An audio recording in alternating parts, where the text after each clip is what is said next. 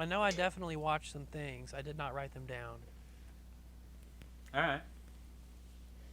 I'll remember them. Um. I remember the marquee topics. Okay. Well, Helluva Boss had a new episode again. I did not see that. Ugh. It's part one of the finale of this season or whatever. I didn't know that they had. Well, I think the last time you told me that they had a new episode, I was surprised as well. How many are they at? Like, last time I. How many are they at? Are they like 6 or something? I think it's 7 and then the pilot. That's a real. That's a real TV show length of stuff. Yeah. It's good shit. Yep, episode 7's out. They have 7 episodes, 6 in the pilot. Okay. Is it 6 in a pilot or is it 7 in a pilot? It's 6 in a pilot. Huh. Truth Seekers. Okay. Oh, no, wait, that's episode 1. Wait, what? I thought episode. Okay. Okay, no, season 1, episode 6, Truth Seekers. But they just had another one come out. Maybe they didn't put it in their dumb playlist. Ugh. I hate it when people do that. Take me to the Vizzy Pop channel.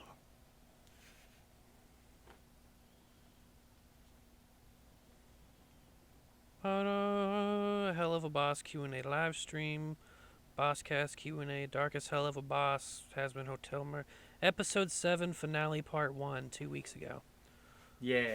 Okay, so it's gonna be a 2-part 7th episode, and then there's 7. So that's 8 episodes in a pilot. Well, then they didn't put it into their playlist. What losers! And that thing has been doing just fine without me watching it. Jesus Christ! Episode 6 has 16 million views. Holy shit! Yeah, man, episode people 5 fucking has love 20 it. million. Oh my God! Episode 3 has 28 million. Episode 2 has 30 million. I really didn't think they would keep going up. Episode 1 has 35 million. Damn. That's crazy, dude. That's generational. I know it's a lot. Wealth. It's a shit ton of reaction channels. So. Man. Lots of reaction channels reacting to that show. Let's see if the CPM rates that were medium back in our day. So 35, 1, 2, 3, 1, 2, 3. 35 million divided by 1,000 times 3. They made $105,000 off that episode. Nice. With medium CPMs. Those are old school CPMs. That's I don't have an agent CPMs. Nice. Well, they deserve it. It's a damn good show. And they have merch. I know. This is Team 4-star level shit, dude. Holy crap. Yeah, I've looked through their merch a couple times, and it's like it's all like cool, but it's not like t-shirts and shit. Like I want them to be just slightly more like variety. I don't know. But like their pins are dope. Pins are too expensive though. Yeah. I would probably do a Hank Green one. They had an awesome pin of the month club, and they also had they had a wild beast pin club. Like they would do one of an exotic animal every week for a while. Their awesome socks club has raised $6 million for Sierra Leone reasons. I don't know, but I didn't realize that their awesome socks club only has a 3-week joining window every year. Huh. And it's a monthly sock subscription, and to keep down costs and have like whatever order issues, they only open enrollments 2 weeks a year like an insurance company. It's pretty smart. 100% of proceeds go to I think it's birthing health and ending childhood mortality in Sierra Leone. They put up like $6 million for it this year with a sock subscription. Damn. Hank Green knows how to run businesses, dude. For a straight up communist, he's really good at making money.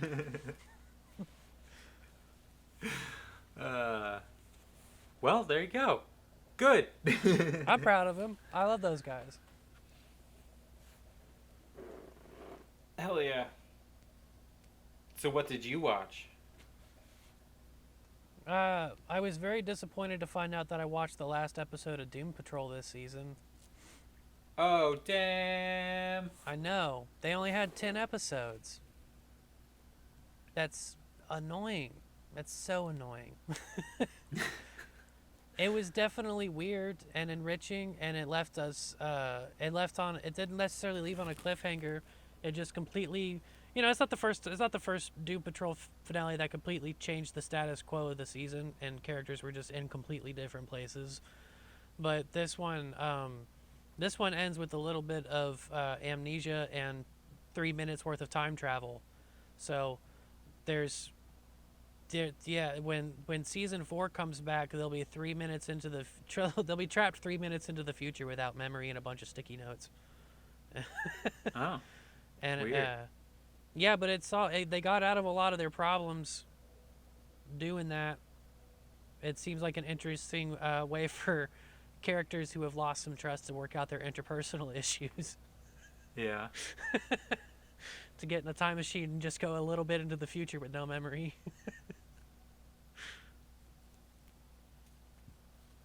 I need to watch that show. Yeah, it's weird. They do plenty of weird stuff, and it was a very non-violent season, and they didn't do that much. They didn't go that many places. There weren't as many adventures, but it's kind of hard to say this was an introspective season because a lot of the show is people, just kind of being like D-list superheroes with mental health problems, and it's kind of all relatively mild. They don't do that much superhero shit. They're very reluctant to do it when they do. Hmm. They're all very well motivated to do it when they do it because it is for a purpose that aligns. None of them are Captain America. They very rarely do anything just out of a sense of duty. But yeah, the characters wound up in some pretty different places this season, and I am looking forward to season 4. I just want them to meet me at 15 episodes or something. Let me really get some meat out of this. Damn, there are 4 seasons? There will be a 4th. I thought that... Okay. I just finished season 3. Huh. I thought there was only 2. I thought that was season 2. There's so much to watch now. And you're asking for more episodes? Yeah.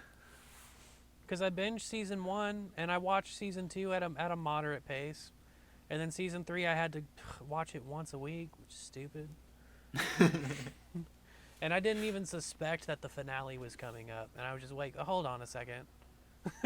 They just did something that would be really weird to do in the last 3 episodes unless something awesome is about to happen. And I was like, nah, that was the awesome thing. God damn it. That sucks. Yeah. I don't watch that many shows. Huh. No, I watch reruns of Adult Swim shit, and then that's most of it. Alright. I saw some movies, though.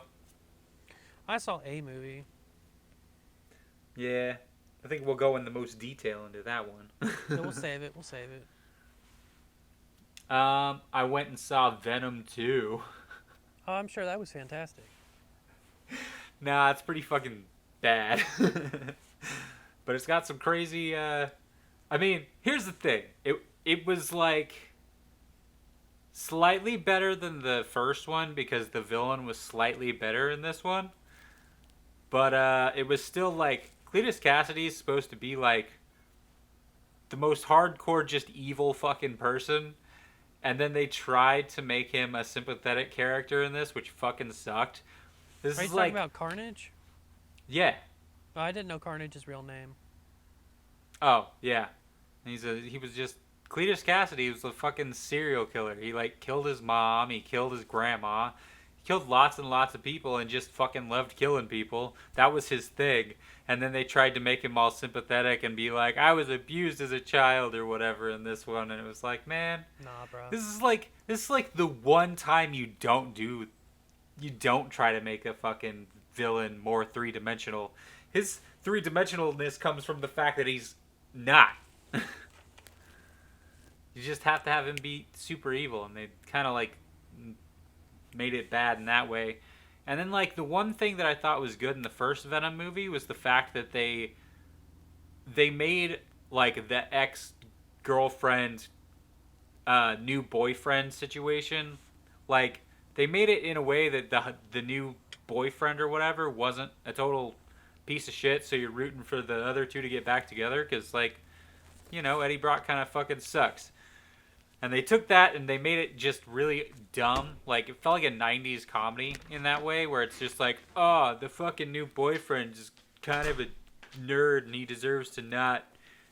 Whatever. Betas. I'm rambling a bit, but it was fucking dumb. The only thing that was cool about it is, like, it did the fucking post-credit scene. The post-credit scene. Have you heard about this? Do you mind if I spoil this? No, go ahead. I haven't seen the first one either. Okay. So you probably didn't even get my reference anyways. No. Alright. I know a bit about Carnage. I've seen variant episodes on it. Yeah. It was just, like, the post-credit scene was the one thing, because it was just crazy. It's just, like, Eddie Brock and Venom just, like, in a fucking, like, shitty rundown motel. And then suddenly it just, like, it just flashes, and suddenly it's like they're in this fucking like really nice hotel and everything, and it's like a different time of day and all this shit, and it's like they're like, okay, what the fuck is going on, you know? And on the fucking TV is the ending of Spider-Man Far From Home, so Venom is now in the MCU. Venom's in the MCU proper? Yeah. That's a... The multiverse fucking... When the Loki situation, fucking... I'm really surprised that I haven't heard about that, to be honest. Yeah, I was surprised that I didn't fucking hear about it, because I went so long without watching this movie, because I was like, I don't even want to fucking see it. The first one sucked. And Aaron was just like, it's important. You should probably see it, blah, blah, blah. And I'm like, ugh. So that's a thing. And he's in the MCU now because of shit that happened in Loki. And or possibly a connection to the fucking Doctor Strange shit that's gonna happen in the next Spider-Man movie. I really so need Venom, to see the damn Spider-Man movies. Yeah. Venom could actually be in the next Spider-Man movie. Because they're bringing in fucking Doc Ock and Electro and all these fucking villains. It'd be crazy.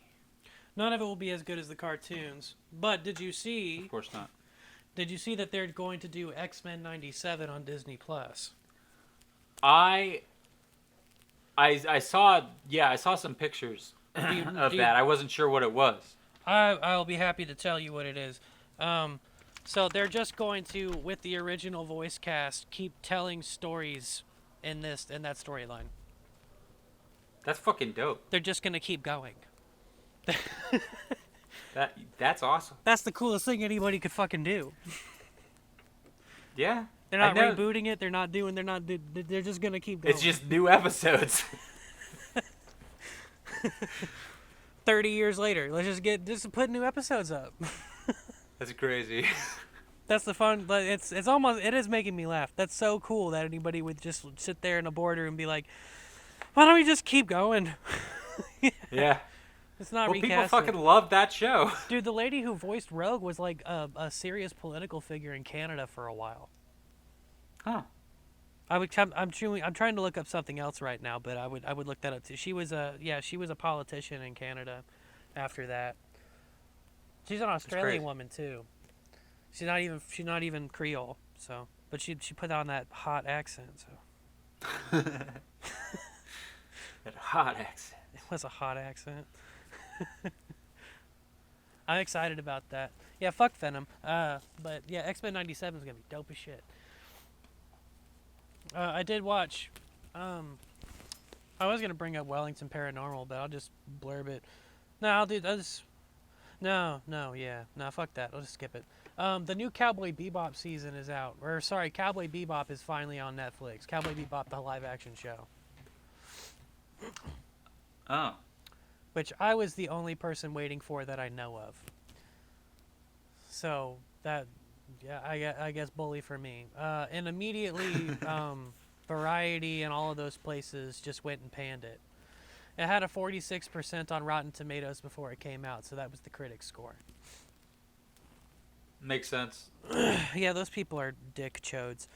I've seen some headlines calling it cheap, and I can't believe I'm reading headlines at all because I know better to do that. But I can see why they would think that, because the first episode, well, first, you know, you see, it's got 51% on Rotten Tomatoes, 76 in the Google users, and 6.3 on IMDb. So it is failing. It does. The only thing that is actually cheap about it for people like, and I see why people think this, because most people are not filmmakers and they don't know how expensive it is to have multiple sci-fi locations in every episode in the series. But everyone is just they're not wearing real clothes. They're just wearing everybody's in cosplay. Like they look like they're anime characters. Gotcha. Down to stuff that they probably did to save money, like Spike's suit. The main character of Cowboy Bebop, Spike, is being played by John Cho. Wait a minute. You're telling me that the main character in Cowboy Bebop's name is not Cowboy Bebop? Nope. He's not Bebop or Cowboy. Bebop is the name of their spaceship. Jazz and blues music is a legitimate theme in the show, so Bebop style the music is very important. And they got the original composer of the series to come back for the Netflix series, which has been just sweet to hear the music again. And new arrangements, new scores completely for every episode. But things that were probably done for saving money in animation, like Spike wears a blue suit, and he's only got like collars on one side of the suit. And his collar is popped because it was made in the early 90s, even though it's set in the future. And so John Cho's walking around looking like that. And everyone is just wearing cosplays from the original characters, and it's anime cosplay, so everyone does look a little dorky. But there's some immaculate stuff in there, some sci-fi set extensions, 3D modeled big ass things in it that don't play horribly. I would say that there's probably too much saturation. They did not spend any effort trying to make this gritty and realistic like comic book movies have made the mistake of doing in the past. If anything, I would say that they looked at the criticisms of comic book movies and was like, okay, we're just going to give you what it would look like if we did this on camera instead of animating it. And they did. All the costumes are preposterously accurate. All the actors are doing affectations and accents that like, I got lost in the first episode watching people say their lines because it just sounded like I was listening to the anime. See, that makes that a lot more interesting to me. Well, other people thought it was cheap. Well, not everybody's always right. And I will say that the first episode was kind of bad. But they were, I was stunned by it because they opened up, the original cartoon is 25 minutes long. This episode was 50 minutes long. So it opens up in something that happens later in the series, where there's a fight on a casino in space because Cowboy Bebop takes place in a post-Earth solar system colony. Okay. So like everything happens in space or on weird space colonies. And they just kept replicating iconic shots from the first episode and from the casino fight scene, and it was a little corny. And it didn't. The actors weren't. They took so many lines. It just felt like people were doing stuff on weird days. I would say that there was just maybe people were saying lines when they weren't on set. I feel like maybe something bad happened while they were making the first episode, and they cobbled something bad together. And they were just retelling old episodes in the story, and it was kind of choppy feeling. But episode 2, they get straight into telling original stories, and we have Spike and Jet talking to each other like Spike and Jet and doing buddy cop shit in space with dangerous sci-fi things. And it's fun. It's adult. It's got the tremendous original sounding score.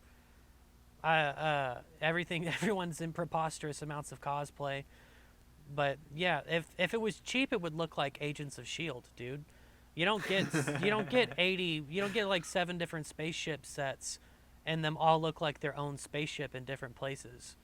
Like you get gray hallways with LED lights. That's what you would look like Yep. shit. This is That not. is exactly what it is. It's not. It's not that cheap. If there was one place where I feel like they should have spent more money on every episode, is that some of the fights look like they were. They weren't. They didn't have. Like they had choreography. They're choreographed fights, but they didn't have enough money for a lot of time with stunt doubles and a lot of repetitive takes. Like it was clear that they were like that. Like a fight scene was supposed to take a day instead of like a few days because there's just less shots. There's still good continuity. You can still tell where everybody is, but there's insert shots that just land like a brick, Hmm. and that strings the continuity together. Nobody's doing long choreographed fight sequences like they're like in Avengers and stuff, which has preposterously great. Like Civil War has like straight up 10 or 15 seconds of two people fighting with no cut because it's well Yeah. choreographed and well shot, and they did it a bunch of time, and they had everybody on wires, and they spent as much money as they could on the fights. The fights in this one are cheaper than that. You can see where they did stuff with cuts, and nobody had wires, and it was probably just the real actors. Like Um, Power Rangers. Not as bad as Power Rangers. Thank God. Damn it! I kind of would. I would take that. Yeah. It's between is the problem.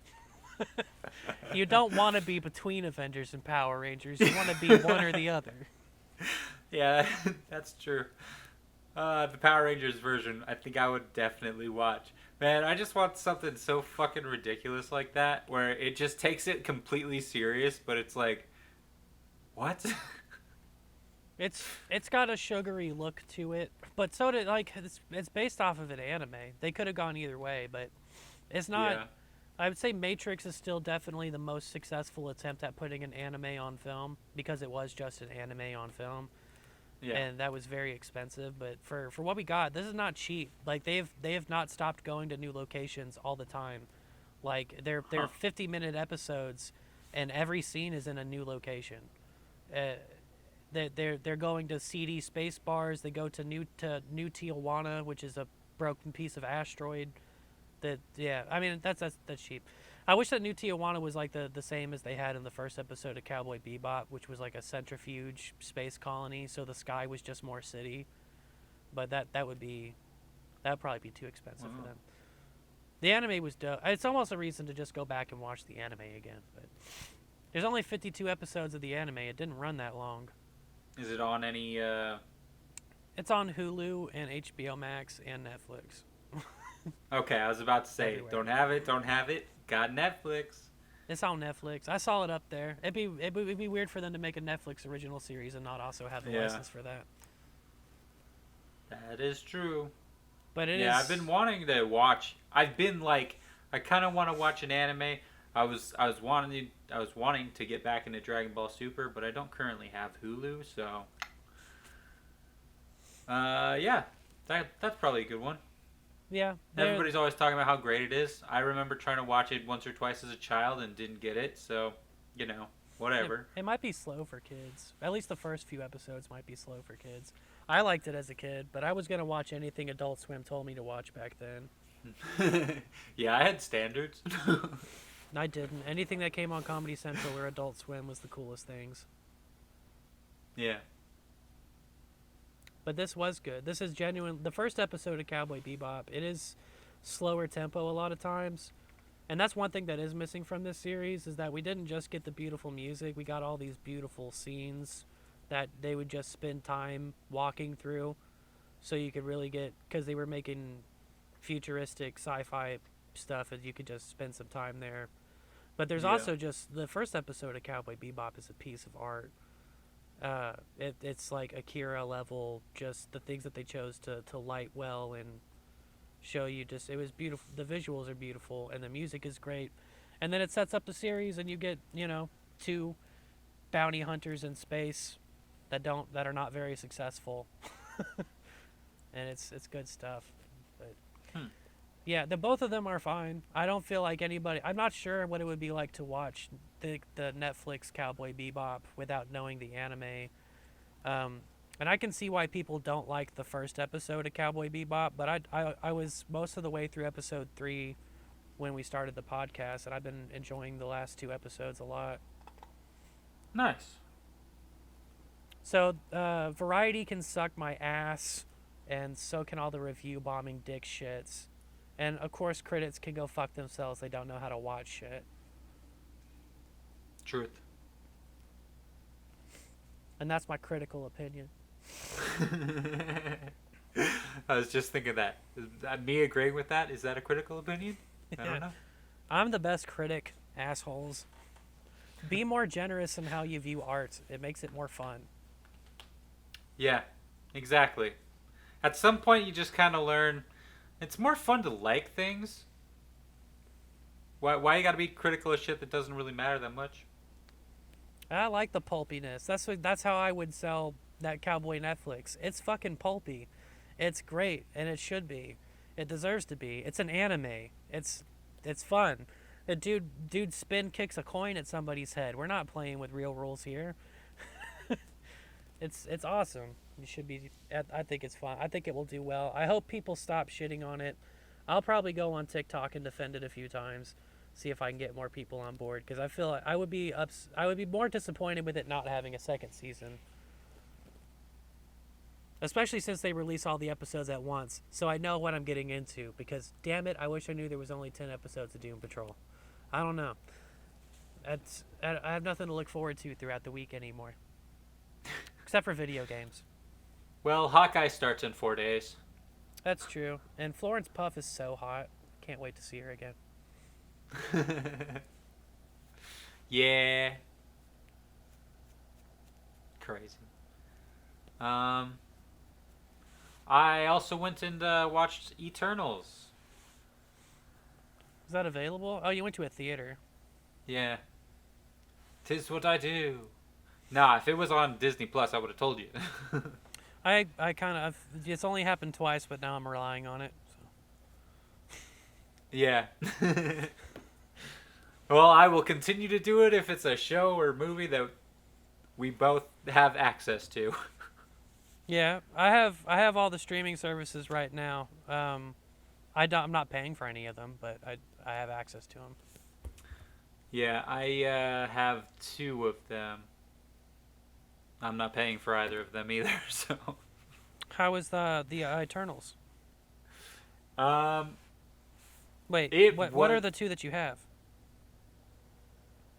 What do you mean? Which 2 streaming services do you have? Netflix and Disney Plus. Yep. Oh, okay. But keep going.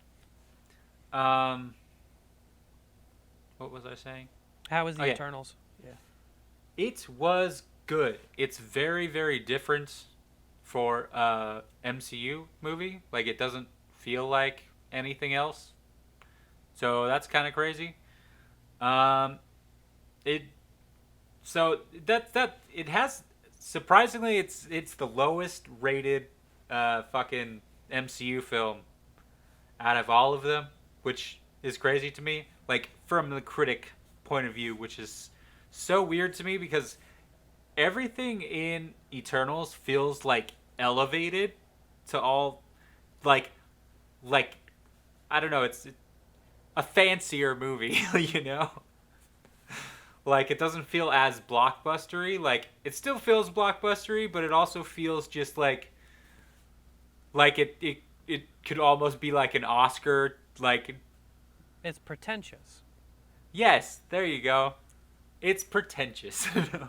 Critics like but not in like a negative way, though. Like, it's just fancier. I don't know.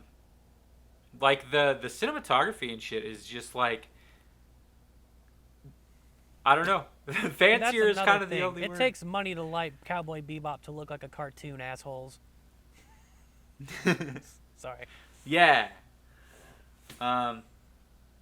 It's just a very weird film because it's like a big team. Thing is, like, the first half of the movie, it's like kind of setting up who these characters are because there's so fucking many of them that you have to like learn pretty immediately. And it feels like this movie should have been longer, or which it's not a short movie. It's like over 2.5 hours. Suicide Squad did it. Yeah, but a lot of those characters are very like one dimensional. Like there's a lot of dynamics that we're playing with here.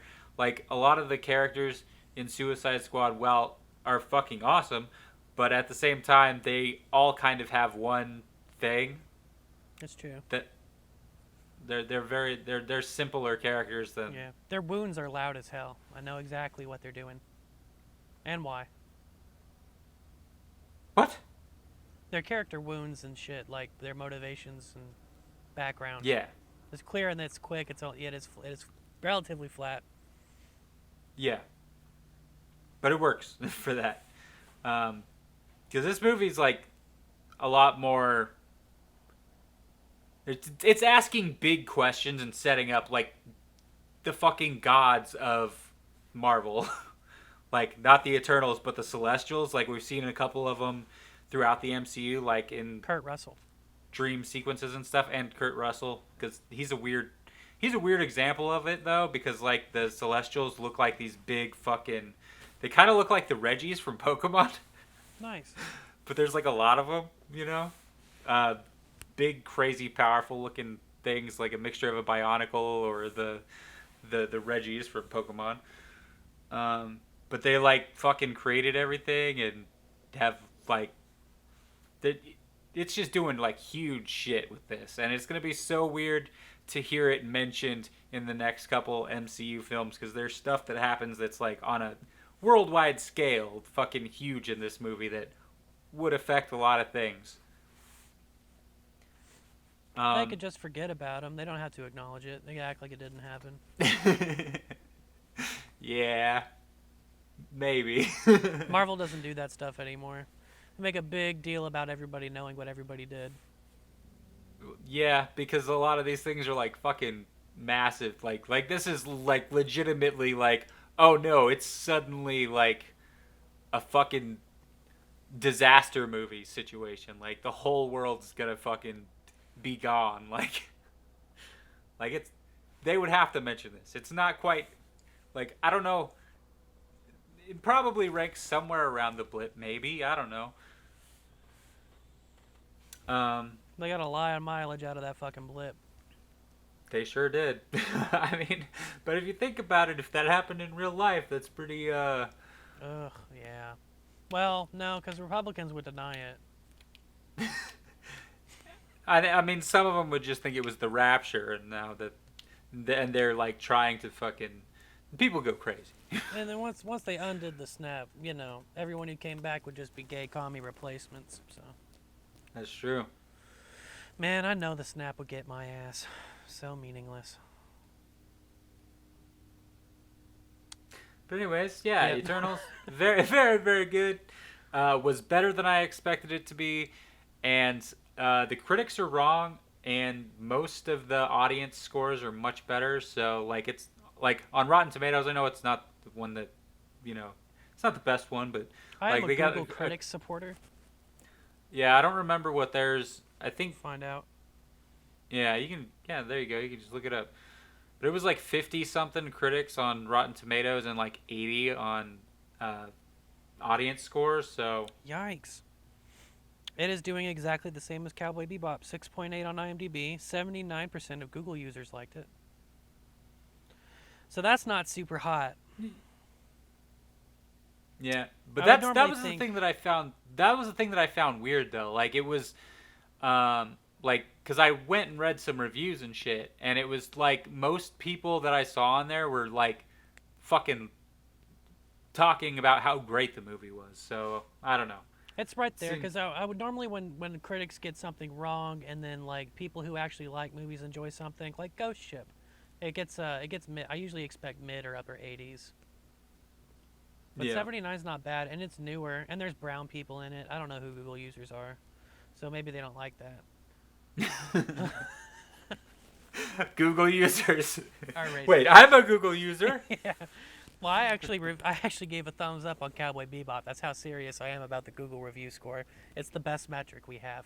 Metacritic sucks too. Metacritic gave Eternals a 50. Yeah, that's a bummer. It is. I don't know. I've seen a lot of people really liking it, but I've seen like a lot of headlines and shit of People being like, "Oh, it's the worst one," blah blah blah. All right, no, it's not. There are movies way the fuck worse than this one. Yeah, probably Shang Chi was fucking worse. We'll get to that.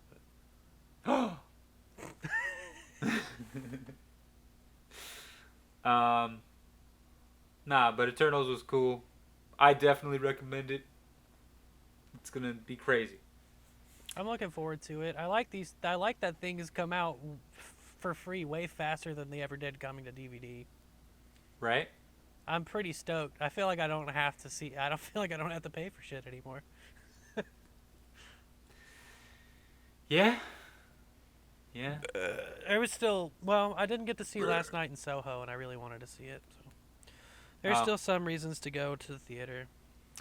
Yeah, I finally came to my conclusion on how I feel about that movie. Oh yeah?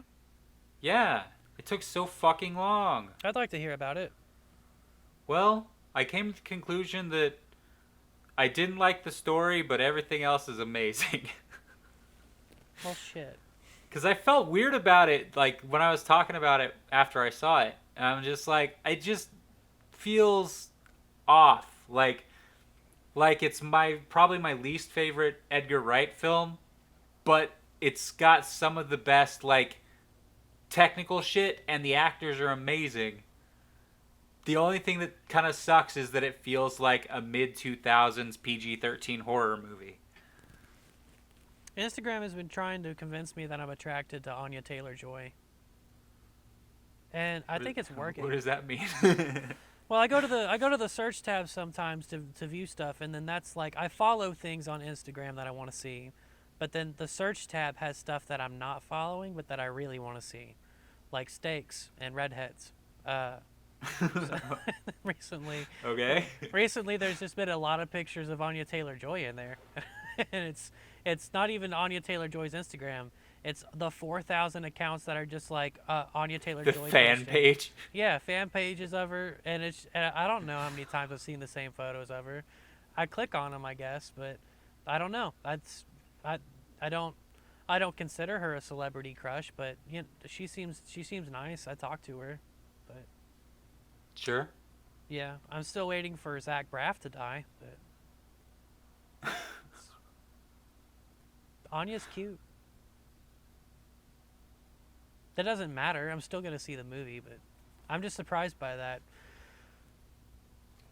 I don't know. I don't like when the internet gives me a new thing in my life I have to confront. It takes I don't know why up time. that's anything you have to confront. It takes up time. I spend sometimes seconds a day thinking, just like, do I like this? Am I into seeing this? Should I see more? I don't know. Is this part of my? Should I get an Anya shirt? I don't know. Should I watch the Queen's Gambit? I don't really want to watch the Queen's Gambit. It's a good book. God damn it, Zach! I'm not gonna fucking read. Get out of here. Well, you don't have to read. With this week's not sponsor, not gonna say the name because we're not getting sponsored by them. Rabbithole. Yes, Gabagool. You can hear about books on Rabbithole. Dabadoo. Yes. I'll run the Babadook. website. I'll start a website called Dodgeable. I just talk about all the books you can get on other services. Like librarycard.com. And guess who my sponsor's gonna be? Listenforfree.com. Yes. Because they don't pay us. Nah, my sponsorship's gonna be a Google Dropbox, or a Google box that's just gonna have all the audiobooks I've pirated. You could never. I could, dude. For But the you money I would don't. get, you could make way more money running ads on a page that just has a link to a Google Drive that has all your pirated books than you could ever. I don't know where I'm going with this, but you could. That's a business. You could do that Yeah, that's probably true. until you get caught. I remember back in the day when I was looking for free audiobooks. Oof. Did I find some? Yes, I sure fucking did. But now, I actually pay money for my audiobooks. Yeah, because of you, I listened to a text-to-speech version of The Gunslinger 2. That's right! That's right! And you didn't finish it. Oh, Fucking liar. it was the I don't even, text-to-speech actually. I don't version. even think you started it. I did. I listened to 40 minutes of that book. Of the first or the Oh, the second one? second, yeah. I thought you didn't get through the first one. We talked about the airplane scene. That was way before this podcast. Yeah. Huh. I'm not opposed to reading. Well, I am opposed to reading. I don't have that time. Like I could make time while I'm smoking, but I really don't want to. So there's that. Sure. I could make time while I'm walking, instead of oh man, that would be so much easier than fucking. Because I don't know. I've been going back and trying to listen to. We'll get back to listening to stuff, but it is harder to get like just straight up audio only things that are interesting to take on an hour-long walk. Yeah. This is true. I've got that Sandman thing you sent me. I could do that. That's also true because it's That'd be pretty dope. dope. That'd be dope as shit. And that's like 40 hours. Oh no, it's not that long. I think it's like maybe 12 hours. That's 12 walks, whatever. Yeah. I'll do that.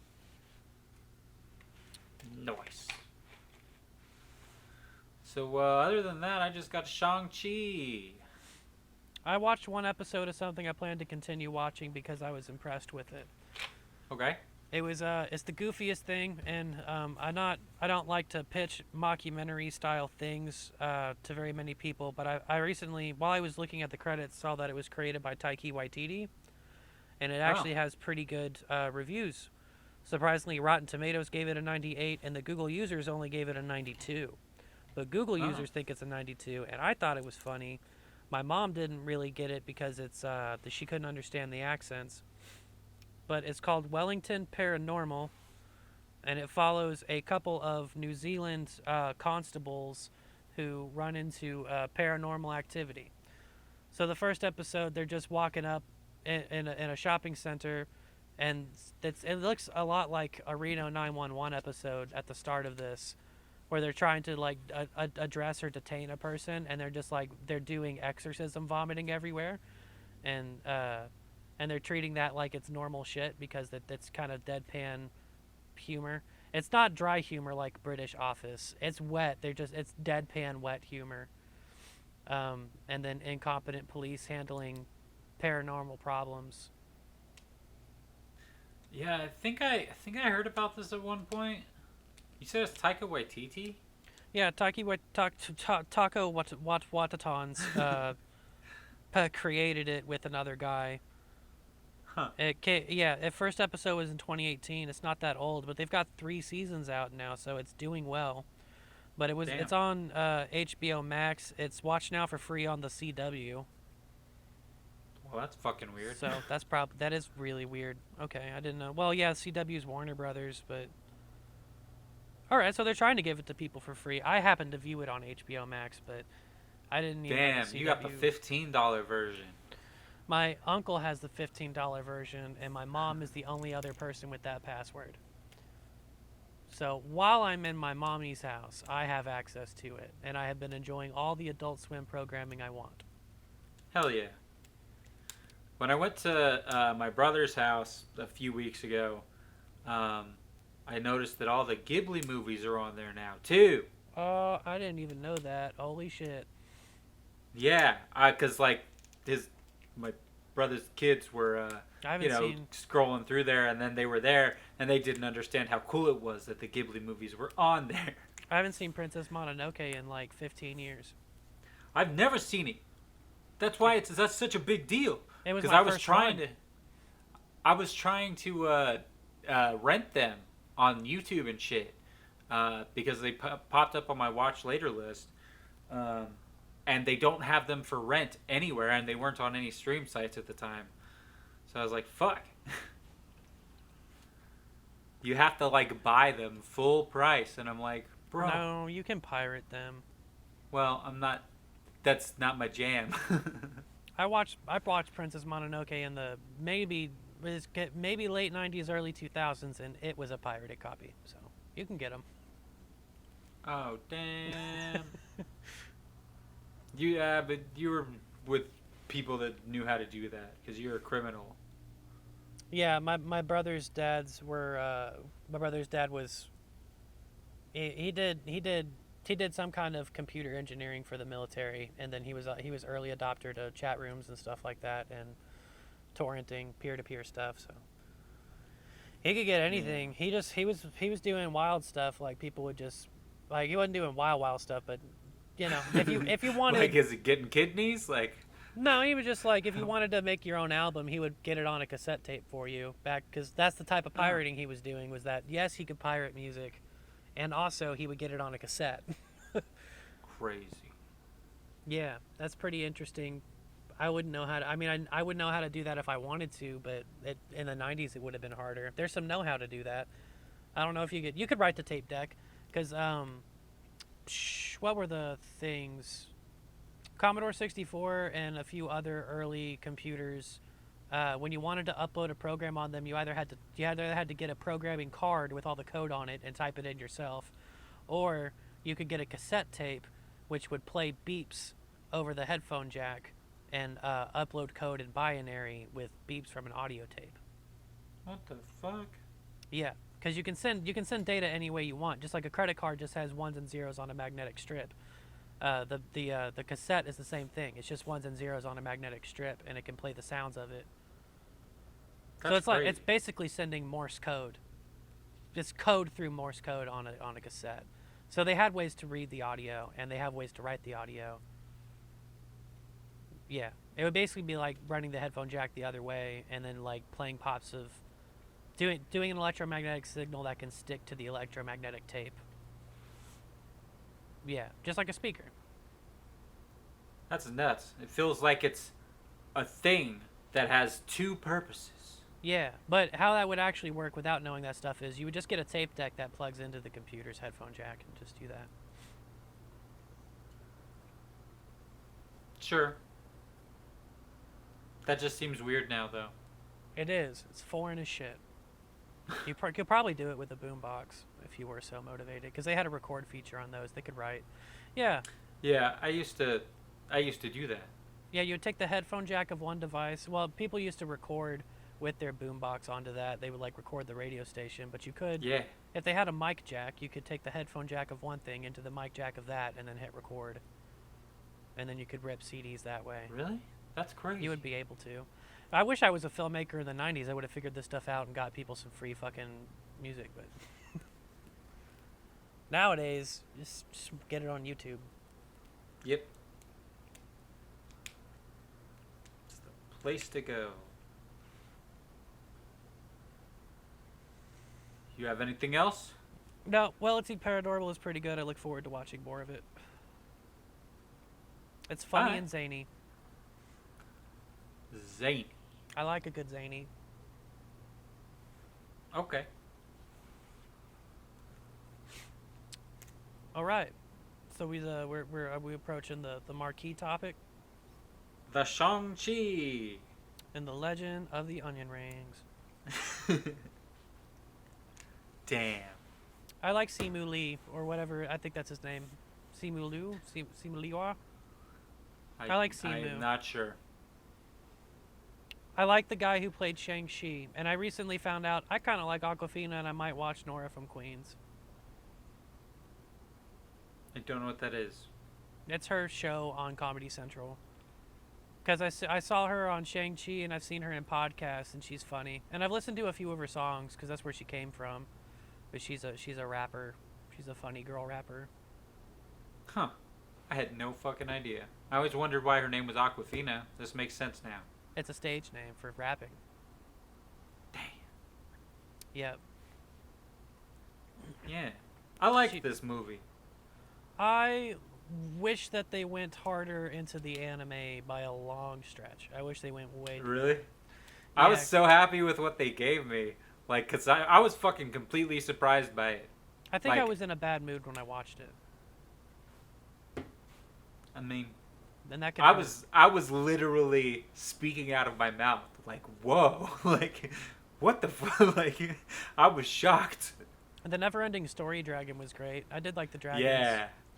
All the ones that's where the budget went. You could tell. I mean, it's water effects are really cheap to do, but dragon fight was pretty sick. Yeah, that was like I had no fucking idea. And whenever they get there and they have the fucking lion dogs there, like it was like, what the fuck? Like this is that's dope. They I've looked like always ass wanted to on a TV, see. but they were still really cool.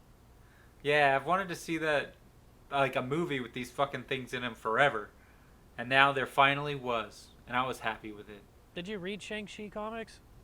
No, Oh, and they weren't really like this initially. Anyways, it was like from a kung fu comic, like that Marvel acquired at some point, oh, nice. and then like down the line they changed it, and he was like the Mandarin's son and all this shit. So all this kind of happened.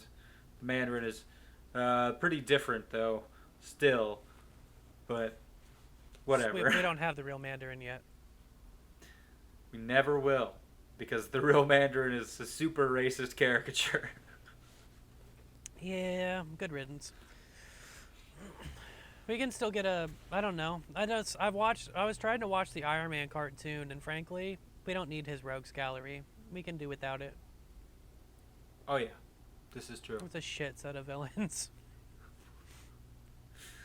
Yeah, I mean, the best rogues galleries belong to Spider-Man and Batman. So Superman has decent stuff. Superman, I guess. I'll give third place. Yeah. Does I not mean, does not compare to Spider-Man or Batman. there's a lot of goofs in. Well, even the goofiest shit in Spider-Man, like the characters still have a tragic depth to them. Yeah, and they're still iconic in Yeah. comparison to like Superman. You have General Zod, uh, fucking Lex Luthor, Brainiac. Brainiac, Doomsday, I guess, Uh, and Darkseid maybe. There's a puppety guy. Yeah, that's a little too low tier. Yeah, he's got some interesting low tiers that I would prefer to see in a Harley Quinn cartoon. But Yeah, well, when you start getting to low tier superhero villains, they're really cool in cartoons. But that's where they belong. that's true. It would be nice to see some weirdness on screen. I feel like I would be more likely like Bat Cow will probably never happen in a movie for DC because they've taken too serious of a tone. Yeah, But it could something of that goofiness could happen in the Marvel universe. They're not that scared that's of true. it. I mean, yeah, whenever we got fucking Spider Ham in Into the Spider Verse, I think it pretty much proved that Marvel's okay with doing some funky shit. Yeah, honor the roots, do the fun stuff. Yeah, exactly. We're here for it. Yeah, well, Doom Patrol is goofy. They had the sentient cannibal butts, so that was that's that might be the best DC property. They're doing whatever to the hell watch they this want on show. Doom Patrol. Which is the way to be. Yeah, that's why I keep watching it. They could do anything on that show. It's fun. It's still dark as shit, but it's fun. Nice. I Can't wait to get HBO Max again. Yeah, that's gonna be pretty awesome. I enjoy it. I think it's a competent service. They have stuff I It took want. a while, but they finally got there. Yeah, I missed all the bumpy phases, which is I'm blessed for. Yeah. Lucky. We haven't. It's been a while since I've seen a Jackie Chan style choreography in a fight, with a bunch of really tiny Yeah. hand movements and rapid punches, and anytime that somebody's gonna have a fight on bamboo scaffolding, I'm fucking there for it. Yeah. Yeah, that was the thing with this. When the first fight scene happened, I was like, whoa. What's happening? I thought the they're, fight on the they're bus shooting. kind of sucked. All right. The editing and the nah, I disagree with you completely. It surprised me, like because I'm like, holy shit, are they actually like shooting for choreography? This is crazy. Yeah, we haven't seen any of that. Like there was still the like Civil War had great choreography, but it wasn't fight scenes for the sake of choreography. Yeah. It was brutal. We're knocking people out, and then like your situational awareness. This was attention to detail, Chinese style action. Yeah, and they shot like you could see their feet and shit. Like it wasn't all shot in like mids and two shots like a lot of the fucking other stuff is. They're dancing. I'm, They're not just punching people. exactly. Like I thought that was excellent. Yeah, now that I remember it. The movie did have to spend a lot of time winning me over because I don't think I was in the right space to watch it. But Yeah, I just didn't expect to like it as much as I did. I was like, it's an origin story, but I didn't know there was a fucking dragon in this movie. And a big crazy soul-eating demon thing.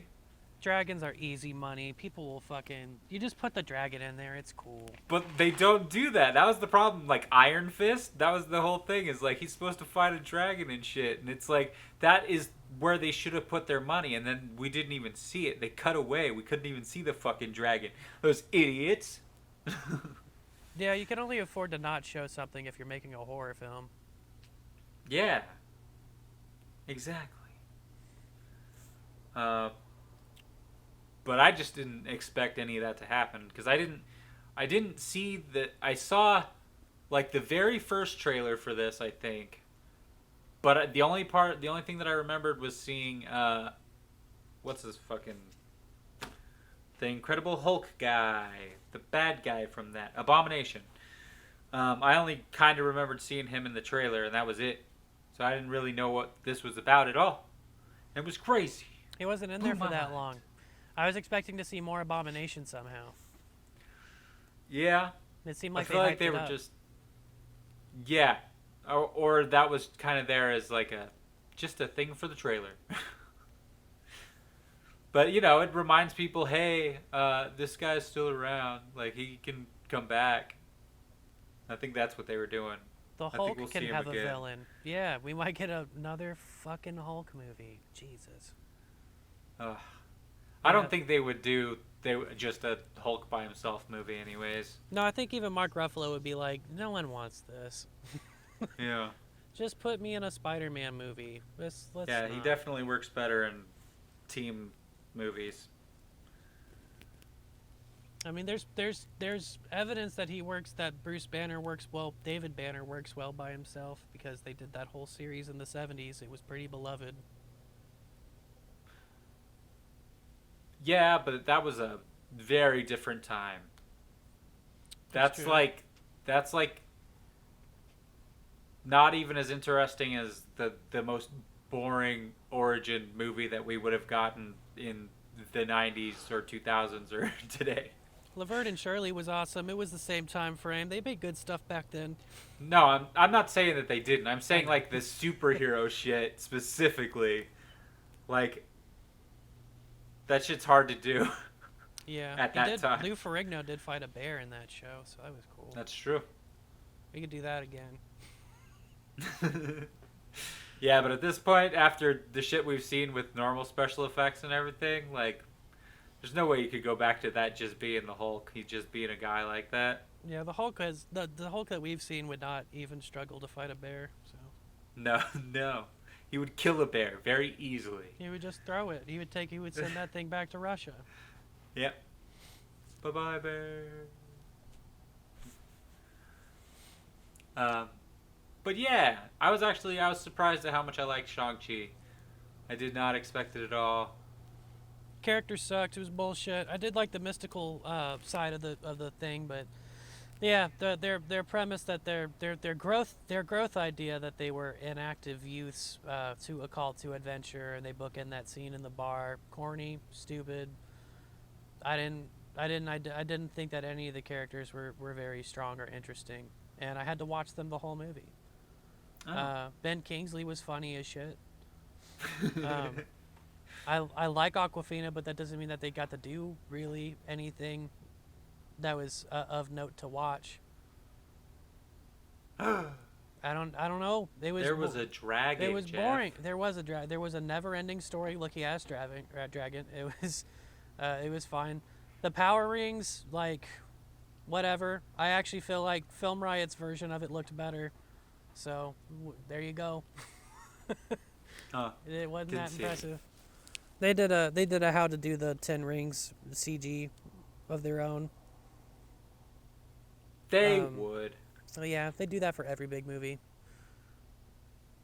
It's pretty impressive that they can do that though, just like with two people. Sure.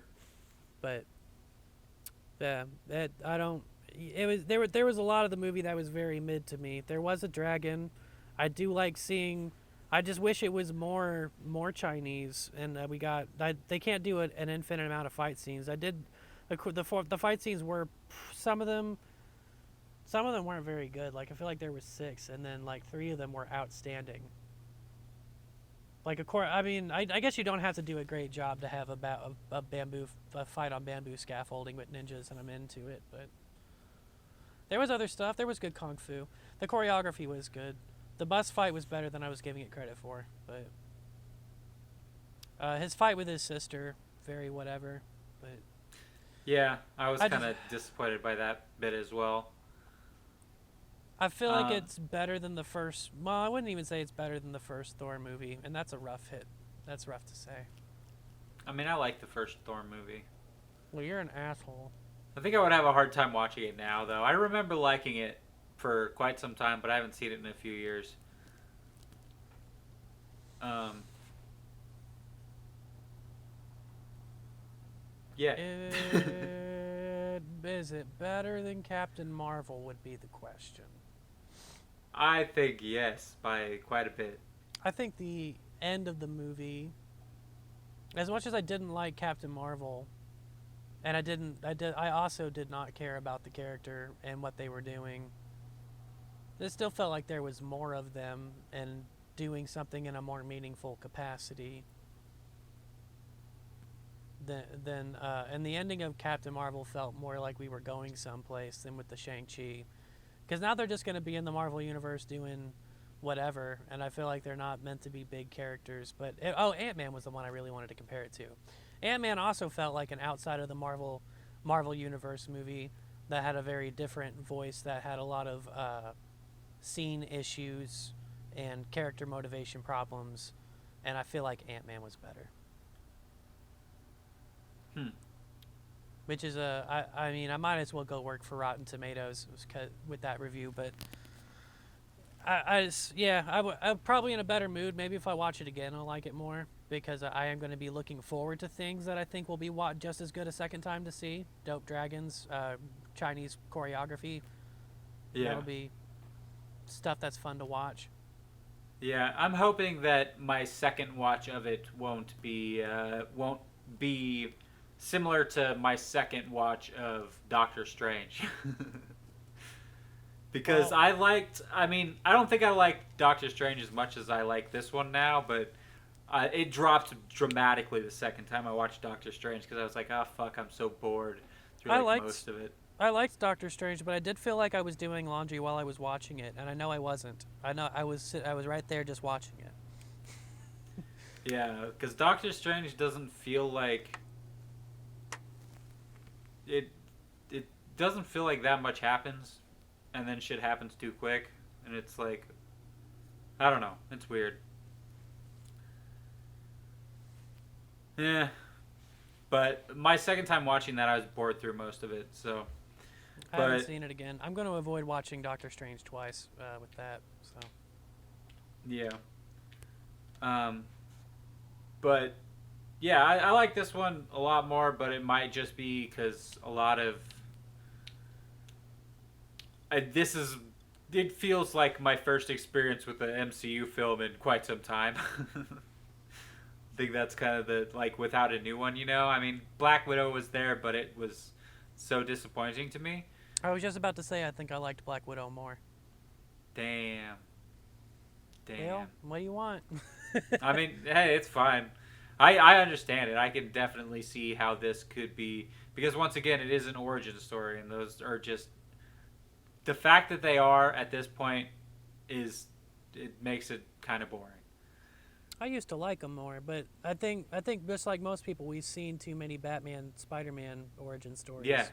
yeah, that's exactly it. Like back when it was the way that they used to do every superhero movie, and then we've finally moved past that because it's all these characters are completely established from past movies, so you don't need to do origin stories over and over again.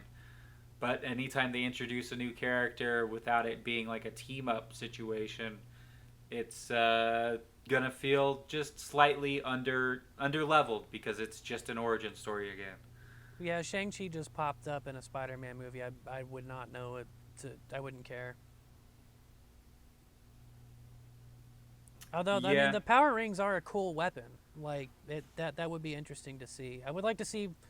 yeah, I would like to see more stuff with it once they start putting more money into Shang-Chi's combat, because now we have him. We finally have him using the damn things, and he can do more yeah, cool stuff with them. yeah. Which is like that's another thing that was interesting is the post credit for Shang Chi was like they did the Wong was explaining these fucking rings are like older than the fucking Infinity Stones or whatever, and it's like what the fuck? What are these things? And now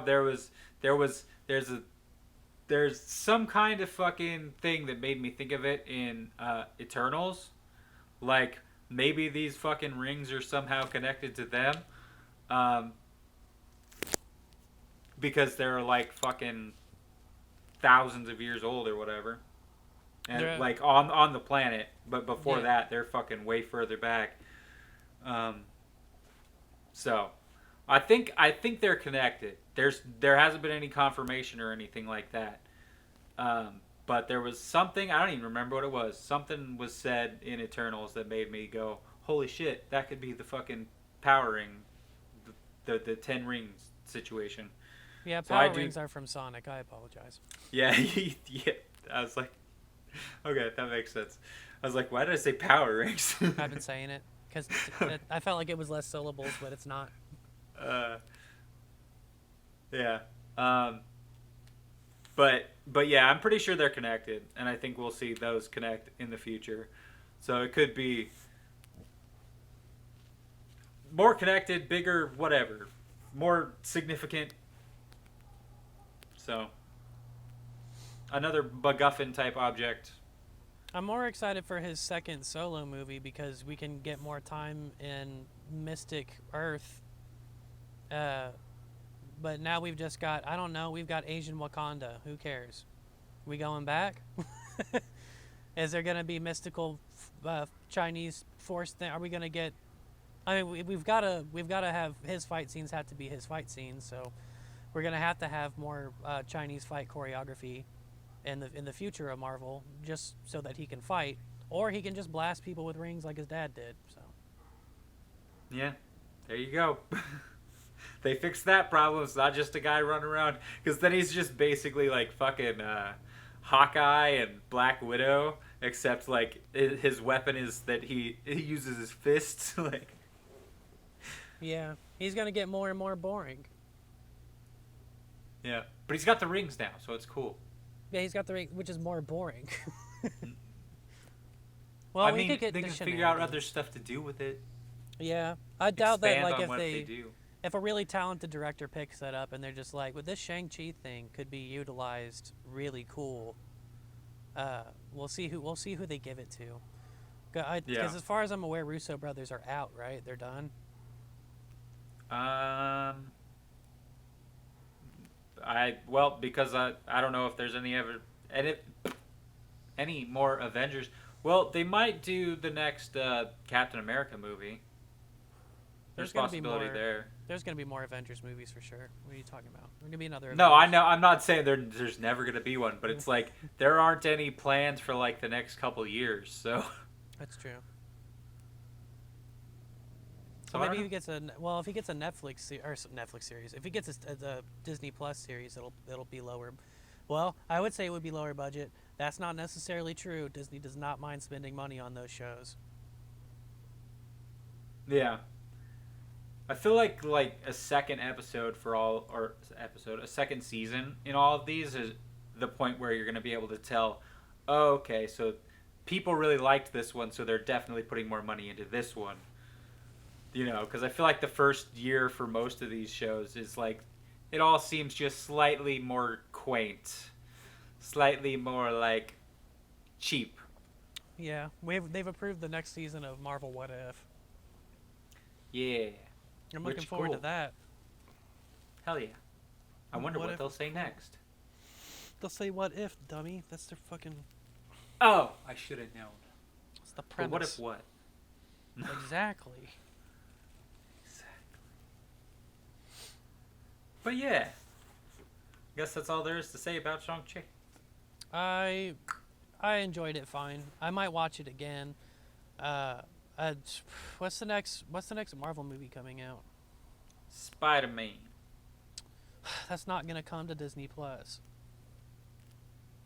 Damn it. You're just gonna have to go to a theater. Well, I should go to the theater, and I haven't seen the other Spider-Man movies. Aren't there 3 of You these just fucking things? gotta. I mean, How 2 old is plus the 1. How old is Tom Holland? Because I was reading an article today that he doesn't want to be playing Spider-Man at 30. So they just kill him in this fucking movie. He's like, if I'm still playing Spider-Man at 30, I've made a mistake. He's 25. So, assuming that money isn't too good for him to walk away from, we've got another 5 years with him, that's a good run. Sure. We've had him for 5 years. He gave us 10 years of Spider-Man. That's a good run. I mean, I If he makes guess. it. They better find a cool way to get rid of him. Well, what he said was, at this point, I think that they should just do a Miles Morales movie. If I'm still playing Spider-Man when I'm 30, I think I've made a mistake. I mean, I'm down for a Miles Morales movie. Yeah, that seems to be But, what people would lose their shit for a Miles Morales movie. I didn't even know that that character was on so many people's radars. That people are down to see him. Yeah, it's pretty cool. Because we've seen 3 different Peter Parkers. That's true. Just live action. Many, many more fucking animated. We've got those storylines where Doc Ock is Spider-Man. Yeah. The superior Spider-Man. Just love how smug that fucking title is.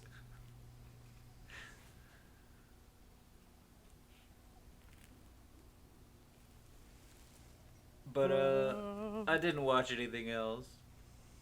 Yeah, neither did I. Alright. Well, you listen to anything? I was just about to look that up because I feel like I have. One thing that I did listen to is so I've been complaining that Dear Hank and John is not on YouTube anymore. But Okay. I don't have YouTube Premium anymore right now, so I don't have the ability to download a podcast and listen to it on walks anyway. Jesus.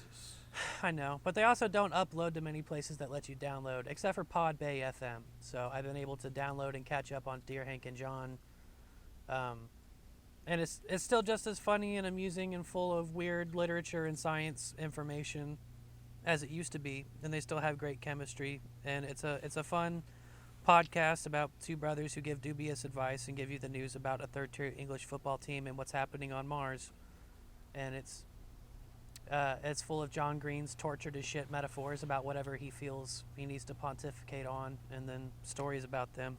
It's fun stuff. It's a good podcast. Nice. What have you been listening to while I try to find my search history on my phone? I listened to like 2 new podcasts. Whoa. Whack. I didn't know you would get into podcasts again. Oh, dude, I listen to so many fucking podcasts. Dang.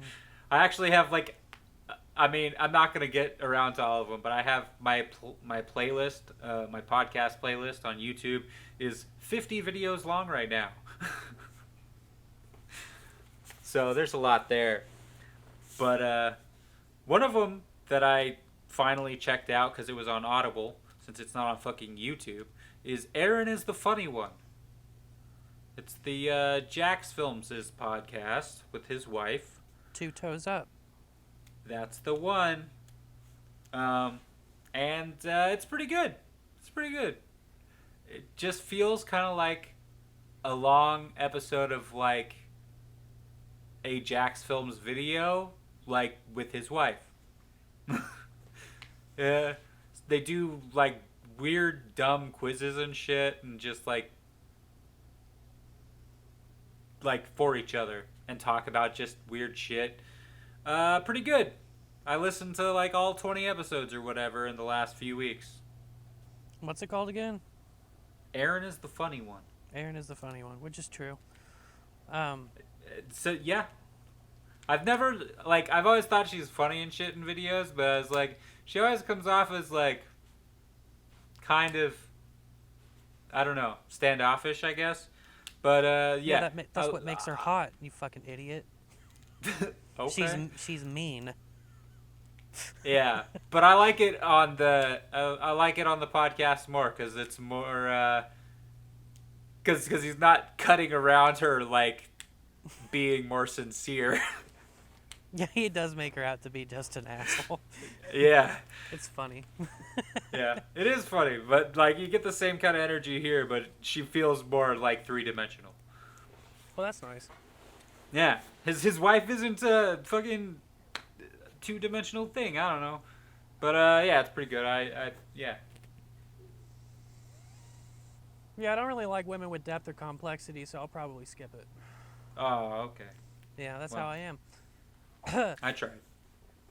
I went, I found a hack. I go to my search history and I search for the word album and see what albums I've listened to, and I haven't. So there's that. Oh. Okay. I have not listened to any new music. I've re-listened to some other stuff. I re-listened to Bomb the Music Industry's first album, Album Minus Band, and I enjoyed that. The Sounds about right. yeah, the mix is still rough or bad. You know, that's it. Yeah, because I talked about the Pixies album last time, so that's all I've listened to. I haven't even listened to Halloween music. I skipped the Halloween season.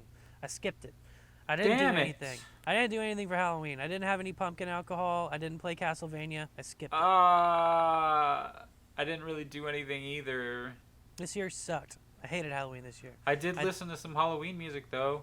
Like Scott Network did a Halloween You album did Monster thing. Mash. Yeah, I didn't like that one so much, but they did a bunch of stuff. They did like a couple different songs from Scooby Doo and shit. I didn't know. I missed those. Damn. Yeah. Well, I'll do that today then. Yeah, they did the Beetlejuice theme, the Hex Girls song from one of the Scooby Doo movies, the Terror Time song from Scooby Doo on Zombie Island. Yeah. There's man, doing some Hex Girls is always a solid bet. There was some script apart that I wanted to listen to, but well, first of all, Edgar Wright and Christy Wilson Cairns were on script apart about Last Night in Soho, but I haven't watched it yet. So were the writers for The Mitchells versus the Machines, which I haven't watched yet, so I haven't listened to it yet.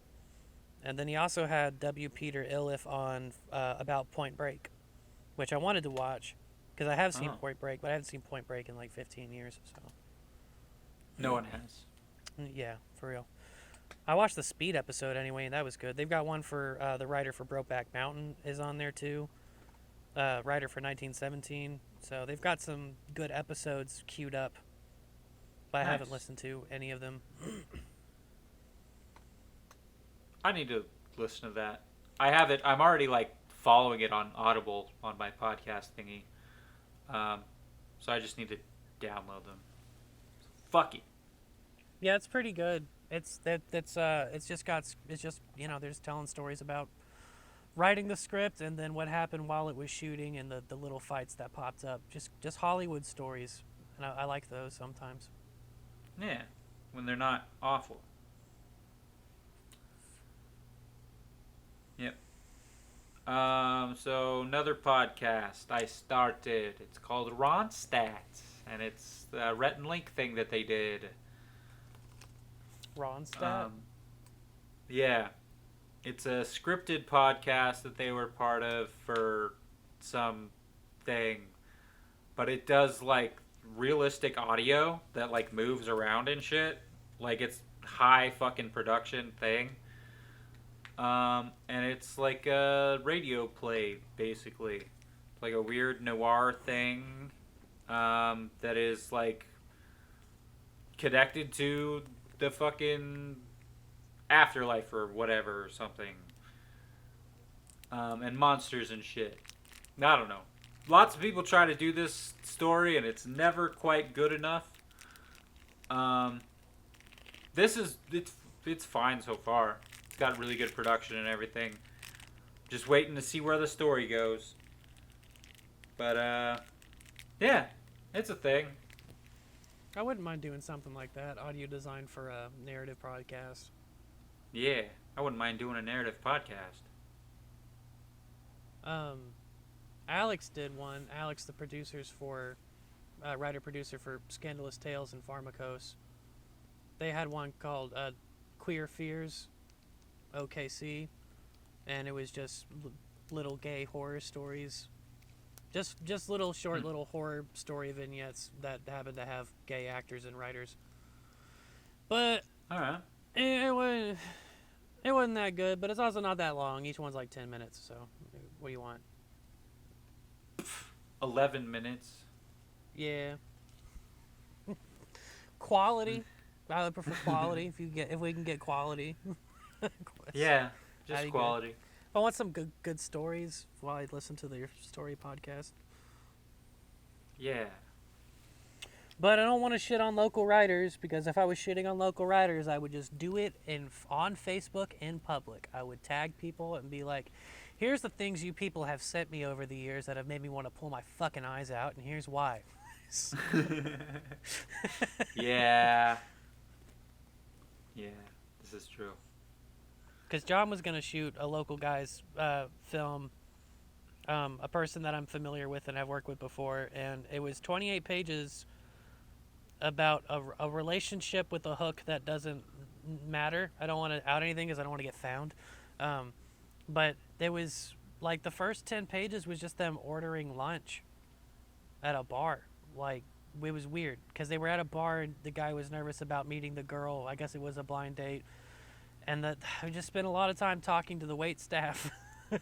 And then this local amateur writer practicing writing dialogue for ordering food and just focusing on the wrong things. Mm.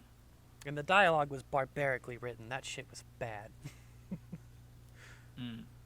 And I'd like to tell him. I would like to go to his house and tell him. It was me, wasn't it? No, because I wasn't supposed to get the script because they just sent it to John, which is, I mean, that's enough to work backwards of who it is. But if they were listening, they would know. But I don't want to do it because John passed. And then it's one of the people that, and this is one of the meaner things I do with my time. There's mutual friends that me and John find ridiculous in various ways. Either they're cringy, or they're dumb, or they're pathetic. And John stops following those people, and I like to send him screenshots of their Facebook, so he has to see them. Rude. Yeah, and John's always said stop doing it, and he's put me on mute a lot, but then he finally did it. He finally told him, hey, Jeff sends me screenshots of your Facebook every day. You should hit him up about filming your thing. He's a big fan. I don't even know. I don't want to know. I'm scared to talk to that dude because that's going to be the first question. It's like, why does someone send screenshots of someone's Facebook to somebody? That is wild, antisocial, weird behavior. And I have to tell him it's because you have to You know, that's kind of true. It's like, I'm mildly autistic and you're an idiot, and I want other people to know. Yeah, that is kind of like a really fucking strange. Come to think about it, like whenever it's you, it just doesn't feel like it. But it's like, you know, if this was like in a TV show, you'd be like, yeah, that person's fucking weird. Yeah, how would you feel if someone came up to you and was just like, dude, this guy keeps sending me screenshots of your Facebook? You know, I would think it's my friend Nathan from work because he does some fucking weird shit like that too. It's funny. It's a funny way to spend your time, but it's also kind of creepy. It's uncomfortable. Yeah, probably. It'll be used against me in court one day. Sure. Just be glad we're not in California. It makes me laugh. It's still making me laugh. It's one of the more awkward things that I can't believe he told someone. Like, he's threatened to tell people before. And I know that John will do stuff like that. He's not scared to do. He's like, he likes to drop it on the table too. But that's true. You're just like, you won't do it. It's playing with fire. It's really playing with fire. Yeah. It's like, you know what? Fuck it. I'm gonna do it. He's like, I'll ruin both of our relationships. You're gonna keep sending me pictures of people's Facebook pages. Yeah. uh, So now it's gonna ridiculous. be weird to talk to that guy again. So we'll look forward to that when I come back to the city. Sure. Did you listen to anything else? Bullet for My Valentine released their new album. Who cares? It's, yep, pretty much. It's, more disappointing than I wanted it to be. I'll just tweet them right now and tell them that their time has passed. Yeah. Yep. Sounds about right. I'll look forward to it. They might be too old now. Because that's really the problem with the new Foo Fighters album is that they're putting in their new dad influences. So. Yeah. Well, the thing is, like, Matt Tuck, his voice has changed. And how he screams now is, like, off-putting. Like, it's just not... It's like whenever you, like, sigh, there's, like, a certain, like just fucking thing. It just feels weird, like there's almost a whistle behind it. Where it's like it just doesn't hit the ear right, like at all. Like it's like the intensity's there that I like, but it's just there's a bad sound. I don't know what happened. Yeah, good acting is really important for that type of music. Can't remember who I was listening to someone recently, and I was kind of marveling at the acting that they were doing during their performance. Yeah. I think it was some dickhead on Late Night though. Oh, you watch Late Night? I watch Colbert with Mom sometimes. Okay, that's acceptable. As long as it's not Jimmy Fallon. What's wrong with Fallon? I mean, it just depends on the day, I guess. He I does don't like cute him. stuff. He does fun, cute stuff. I think that's the problem. I think he does too much. That became his hook after a while. Was that he does fun, cute stuff. Yeah. I don't know. I don't really watch any of those shows anymore. I need to start writing stuff down when I see it, but because I forgot a lot of that stuff. I didn't listen to anything else. So Bullet for My Valentine, it was just were there highlights? Was it redeemable? Well, they had one song that had this super fucking awesome riff, and I was like, holy shit, this might be the best song on this album. And then all of a sudden it gets to the chorus and it's super ballady, and I'm like, God fucking damn it, you ruined it. Why you gotta do this? Like, the pre-chorus is so fucking cool, and then you break into goddamn, like, Weaker Than Tears Don't Fall. Like, what the fuck's wrong with you guys? Stop it. But there's like 2 songs on it that are pretty fucking cool, I guess. Just mostly bad. Which is disappointing, because they've had, like, a couple bad albums in the past, but then they always come back with, like, one of their fucking best right after. They didn't do that this time, so I'm sad. Maybe on their next one. I don't know. If they're not done, if they're not just needing to retire, they'll do something cool, I'm sure. Yeah, maybe. Bummer. But, yeah, you play any games, homie? I did. There's some gaming damn. news. Smash Brothers, after years of the free Melee hashtag and them shutting down Smash Brothers Melee tournaments, there is now the National Smash Brothers Championship Tour, whatever the hell thing. Oh, I think I missed it. There was an online qualifier today, and I missed it. I was gonna go try to do that. Whatever. Damn. Anyway, they're doing a North America Tour Smash tournament. It's the first time Nintendo has backed a Smash Brothers tournament, period, in the history of Smash Brothers. I don't know what the prize pool is going to be yet. It is really cool, and there's an they are officially acknowledging Smash Brothers Melee, which is something that nobody thought would happen. I thought HBox was going to cry. It's really unexpected, And they announced that some of the events will be online, which, as some people will know, Smash Brothers Melee came out before online. So they don't have online in the game, which means if you're going to have Smash Melee online, you have to use an emulator. So they're going to have to use what Nintendo has fought against, the program called Slippy, and their rollback netcode, which has a better netcode than Smash Brothers Ultimate. Damn. So Nintendo might be making some forays into actually making their fighting game a competitive fighting game like other fighting games. And That's recognizing the esports community. Hopefully this doesn't wind up being awful, because it could be super awesome. Yeah. The other gaming news that came out was Warner Brothers is putting out for free in 2022, I think spring at the latest, a free-to-play cross-platform fighting game with a lot of their properties. Yeah, I just saw that today. Yeah. At least a image.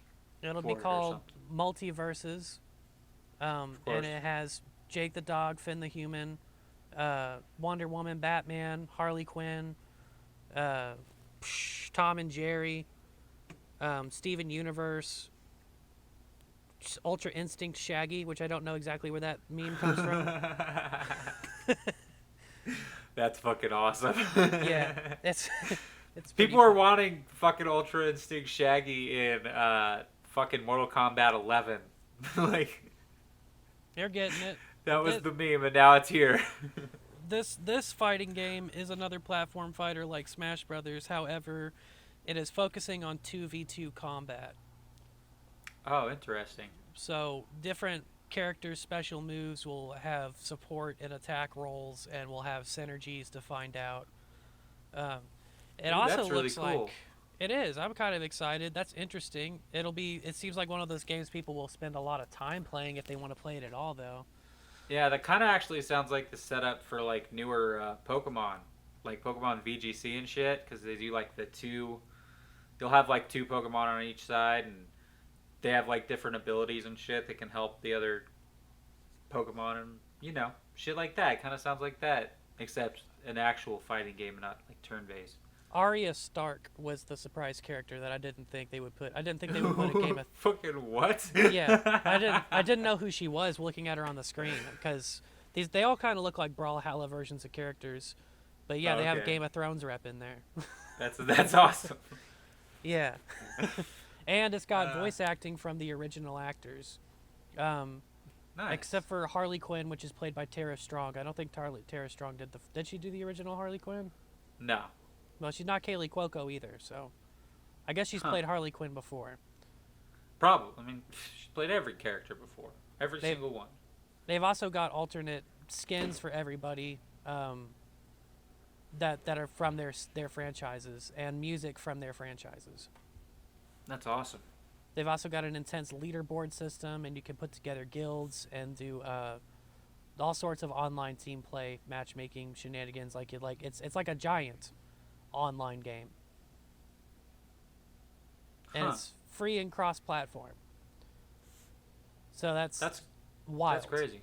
Because the Nintendo the Nickelodeon Brawl came out without original music and no voice acting at all, and it's still awesome, and it's got more depth, because Brawlhalla is not a very deep game. As in terms of like for fighting game enthusiasts who want a lot of technical things like wave dashing and stuff like that, and combos and things that are hard to pull off. This looks more like it's not just geared towards casuals because there's going to be team play, but like it's geared towards casuals because it's just going to be easier to play. Everyone's floatier. You're not going to get, and there's less of a chance that if you get on there and fight someone who's really good, that they're just too fast for you to deal with. So it's of course, professionals always find levels of depth in the game, but Nick Brawl came out as deep as Smash Brothers Melee did. There's just all sorts of movement tech that you could move across the map in Nick Brawl that a normal person picking up the controller would never know what you were doing. It just looks like you're cheating, but that's normal fighting game tech. So, but Warner Brothers Multiverses looks more casual. Okay. But it's exciting. That's exciting news. Both Yeah, there's some fighting game things happening that are cool. Yeah, about time. Not enough of those in the past few years. Just as Smash Brothers is winding down for probably 5 or 6 years. It's there's other options now. So Yeah. I did play some stuff, but I feel like I just took a chunk of time. What'd you play? I played that new Pikmin game. That's true. I've been doing that. Yeah, we talked about that earlier, but I didn't really. It took a minute for me to really get into this one, and also I feel like either I'm missing something or this game is like missing something. It's not a. I don't know. It just feels like there should be more to it. Like I feel like I've already kind of reached the point of. All right, now what? you know? Yeah, I didn't get to play the whole game at first because I didn't have cell signal on my walks. Mm. So I don't know what's going to happen when I finally get one of these flowers to bloom. I don't know what to do with them.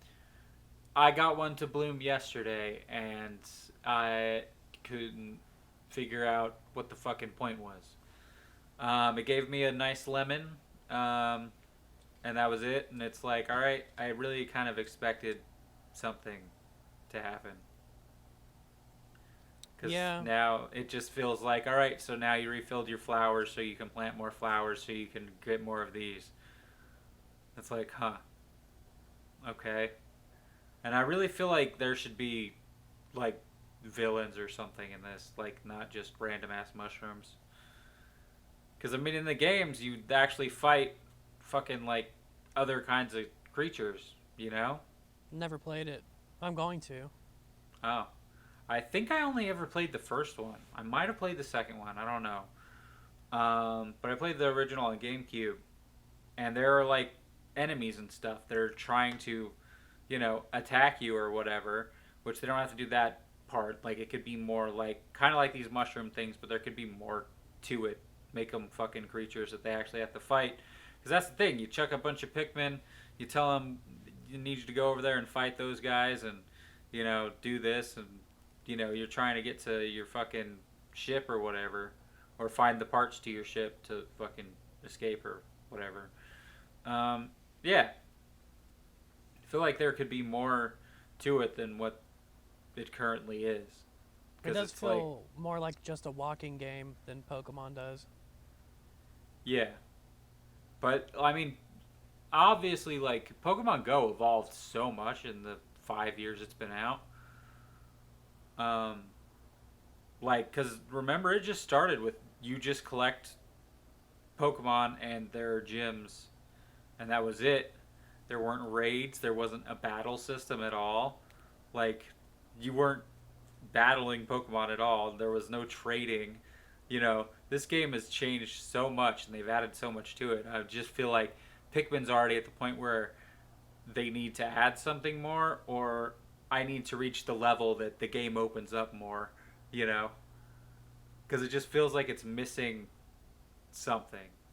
I felt like level 15 was when it was going to open up. Maybe if I Yeah, go read some articles, I'll find something, but yeah, because I think I've reached the point where I have all the colors of Pikmin. And now it's just like, what, we're collecting stickers and hats on them now, I guess? did you get a pink Pikmin yet? Yeah, The flying one? yep. Okay. Yeah, that is the level 21 drop. Uh, yeah, I mean, I'm just gonna be walking, so it's something I do. I mean, it is kind of lame, because I don't know if I can do anything with these flowers. I guess I can't once they finally bloom. The one that's sitting where my Pokemon gym is at is only 70 flowers away from blooming. But I'm the only Yeah, person in the I mean, neighborhood playing. they only stay bloomed for a certain amount of time. Oh, fuck, really? Okay. Yeah, I found that out whenever I saw one, and I clicked on it. And it was like, it's only gonna be blooming for like another 4 hours or something. Well then, So, so and I you're don't know what supposed the to point is walk really of them at that point. Like, if there's something special to do, like I would have figured it'd be like, here's a prize of some kind, but I only got a lemon, and I don't even know if that was from the flower. I had a Pikmin reach max friendship, and they brought me a gift. But I think it was just more free. Yeah. No, it was a sticker. It was a sticker. The Y- red Pikmin got a sticker. Yeah. Yeah, I've had a couple of those. Um, but it just feels like, where does it go from here? Have we already reached the end of it? You know, because I feel Maybe. like that was kind of the thing that Pokemon Go really had going for it, was just the knowledge that, hey guys, there are 6 more generations of Pokemon still to come, and it's like, okay, well, I want to collect them all. Yeah, and there's 4 stars and shinies and all Yeah, sorts they of stuff. kept adding pieces to it. Which tomorrow is Shink's Community Day, so that's a Well, thing. then I'm gonna catch 80 shiny Shinx on my watch, on my walk. There you go. I have an instance ready to. Well, I have 50 gold. I got 50 gold randomly yesterday, or the day before. Randomly? Yeah, but I didn't have anything leave a gym. Some asshole has Huh. been going up to to the gym near my house and healing the Pokemon, even though they've been there for 45 days, and that's not a joke. He thinks he's helping. Yeah. Yep, gotta keep these guys alive. No, dickhead. The gym is maxed out, even though I didn't know there were that many Pokemon players in the neighborhood, and apparently we're all Team Red. So, like, just stop healing. Stop it. Stop. Yeah, Let we them got. die. There's one other one in this neighborhood that I know of, because when I go on my walks, there's one gym, and there's always, you know, which is, it's pretty cool because it's just like every other day he'll come by and fucking do it, so it's like perfect timing. Switch it to red, and it's like cool. I get my 50 coins, and then when I go on my walk that day, I turn it back to blue. A couple days later, it's red again. I get my coins. It's nice. I have ventured while Mom was driving around. She took I realized that there's back streets to Oak Mulgee, because so far I've Oh been damn. taking. I know I've been taking the highway down to the main street, which is a stretch of street between the highway being 75 and not being Highway 75. Um, but yeah, if I go up Mission, which is connected to this neighborhood, I can be on the side of a regular road and then come up to places that have Pokestops. And Nice. on a 5 mile walk, I can get all the way to. Well, my first thought is I can get all the way to the liquor store, but more importantly, there's like 3 gyms on that street I could be hitting if I really wanted to walk around down there. But I could Nice. probably within 5 miles. It's probably not a 5 mile round trip, but within 5 miles, I could probably get downtown because it's not that big of an area. I'd have to measure it on Google, Well, you can't measure it yourself. but you know how many times I had to, dude? I would throw my back out picking up and laying down that ruler so many times. Yeah, that's fair. Because we'd have to I bring would two too. for that. You have to bring 2 rulers. Ugh, it's too much. Or a piece of chalk. Because you lay the ruler down, mark a piece of chalk on one end, and then pick the ruler up. And then walk a foot, and then set the ruler down and make a chalk mark. Yeah. Mm. And I don't count well, so I probably wouldn't count on the way there. I would just probably make chalk marks until I get to the liquor store, and then I would count on the way back, so I don't have to do as much stooping. Yeah, that makes sense. Yeah. That's how you would do it. That's the best way to do it, probably. I think you'd probably just get one of those like things that the people who run the pipe or whatever the fuck under the ground, what they use to measure shit. A piece of string. No, it's like a thingy. It's got like a little wheel on it, and I don't know what it's called. That's a good idea, is I could tie a piece of string to my doorknob and then just walk to some place, and then when I get there, cut the string. And then when Sure. I get home, I can measure the string. Oh yeah, that makes more sense. Yeah, that's way better. I could be a scientist. I could at least be an engineer. I think of the best solutions.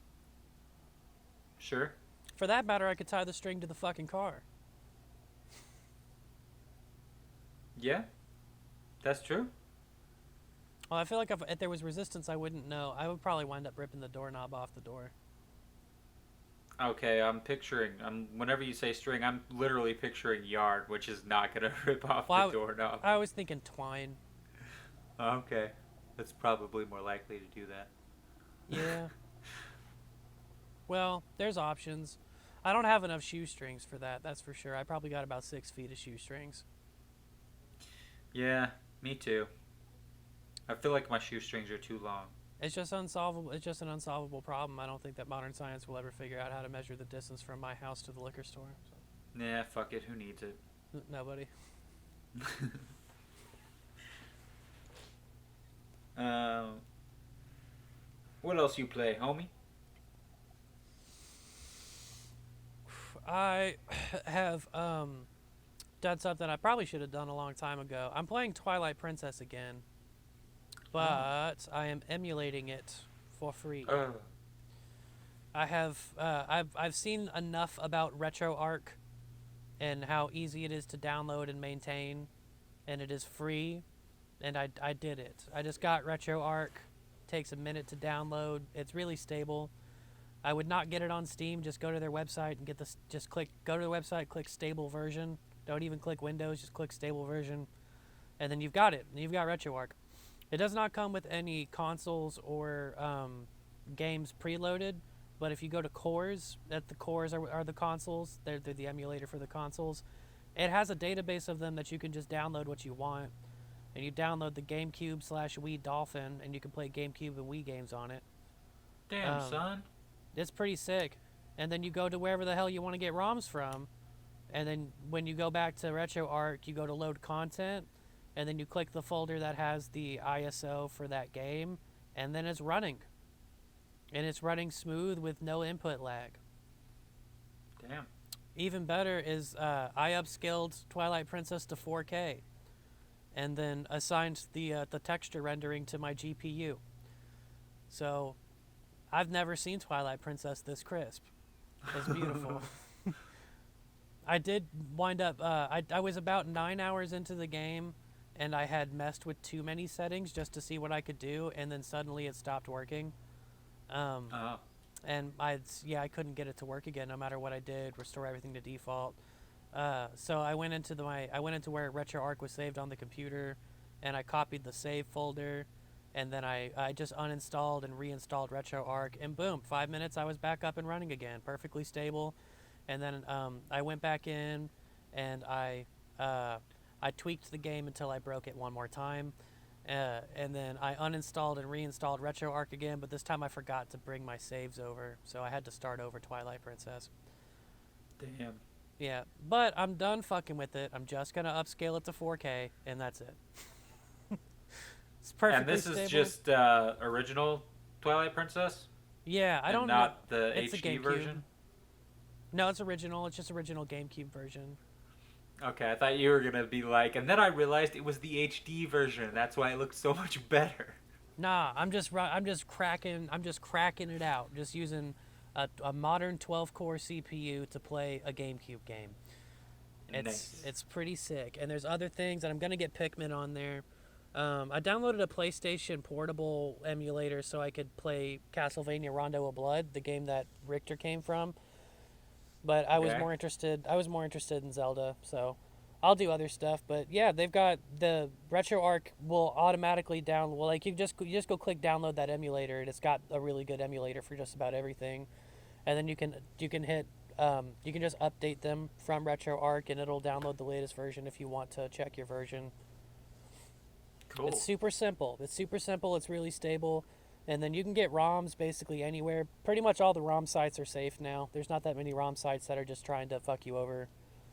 The only other thing that you need is you do need WinRAR, WinRAR, for unzipping those files, because just regular Windows unzip won't get you the files you need. It'll come up as an empty folder. So you can do 7-zip or WinRAR, and then that'll pull out the ISO file, and then RetroArch will read that, and you're up and playing whatever the hell game you want. Huh. Cool. It's got Game Boy games on there too. Really? It's got everything. It's got everything from the Wii before. It's got PlayStation games. It's got all of it. So I could get like Pokemon Black and White on there? Probably, yeah. I think it's got DS. It's got some DSs on there. I don't know how many DSs it's got on there. Well, then it would definitely have the Pokemon though. It's Yeah, kind of a you can get the Pokemons. And Yeah. you can stream the original games emulated, and they've got it said is an emulator program, so you can still set up hotkeys for save states and whatnot if you wanted to cheat. Nice. I Yep, wouldn't cheat, but it that's how works. I've been saving. That's how I've been saving on my my Pokemon Yellow and Crystal Nuzlocke was just doing the save state situation because I didn't trust that the saving would actually save the game. So I don't know. This was pretty stable. I save inside of Twilight Princess. I don't use the save states. And it just goes to it does just send it to a folder on the computer. It goes to saves, and then the folder says GC for GameCube, and then I look at it right there. It says Twilight Princess, and then it's got some letters, and that's all my save information. And I'm going next time if like worst case scenario I do something or the game winds up seeming a little unstable and I have to uninstall and reinstall RetroArch, like it takes 5 minutes, and I can just I could copy. My ROMs don't go away. All my ROMs are in separate folders. I just have a folder that says Wii ROMs. My battery's about to die. Oh, It's blinking. okay. Yeah, RetroArch. I highly recommend it, and we'll be back after these commercial messages. Yeah. I'm recording. I am now recording. And to follow up on Cowboy Bebop, there is something about taking. Okay. I should clap first. Oh, right. I gotta take you off speaker. I was. Put you on speaker. I was holding the ukulele. God, no, don't open that. Get the fuck out of here. Okay. No. You ready? Now you're on speaker.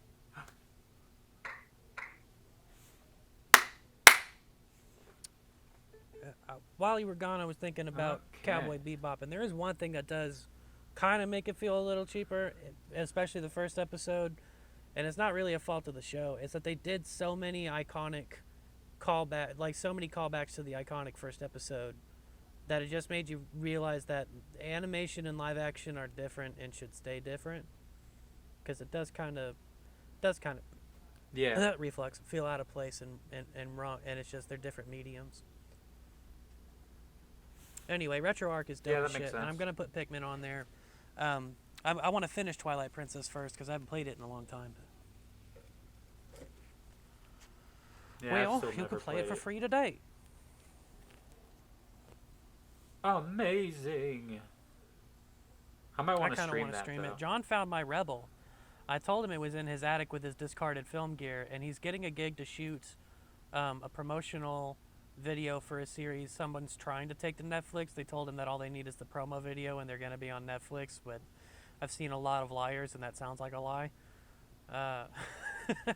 But he was getting Yeah. his gear organized, and he did find my Rebel. So I'll be able to plug my Rebel into the computer and put my face on the internet again without using my phone.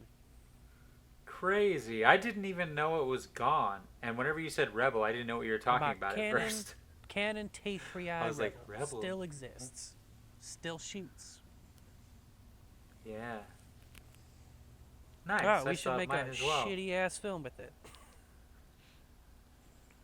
I could still get. I'm probably better at getting good images out of that now than I would have been back then.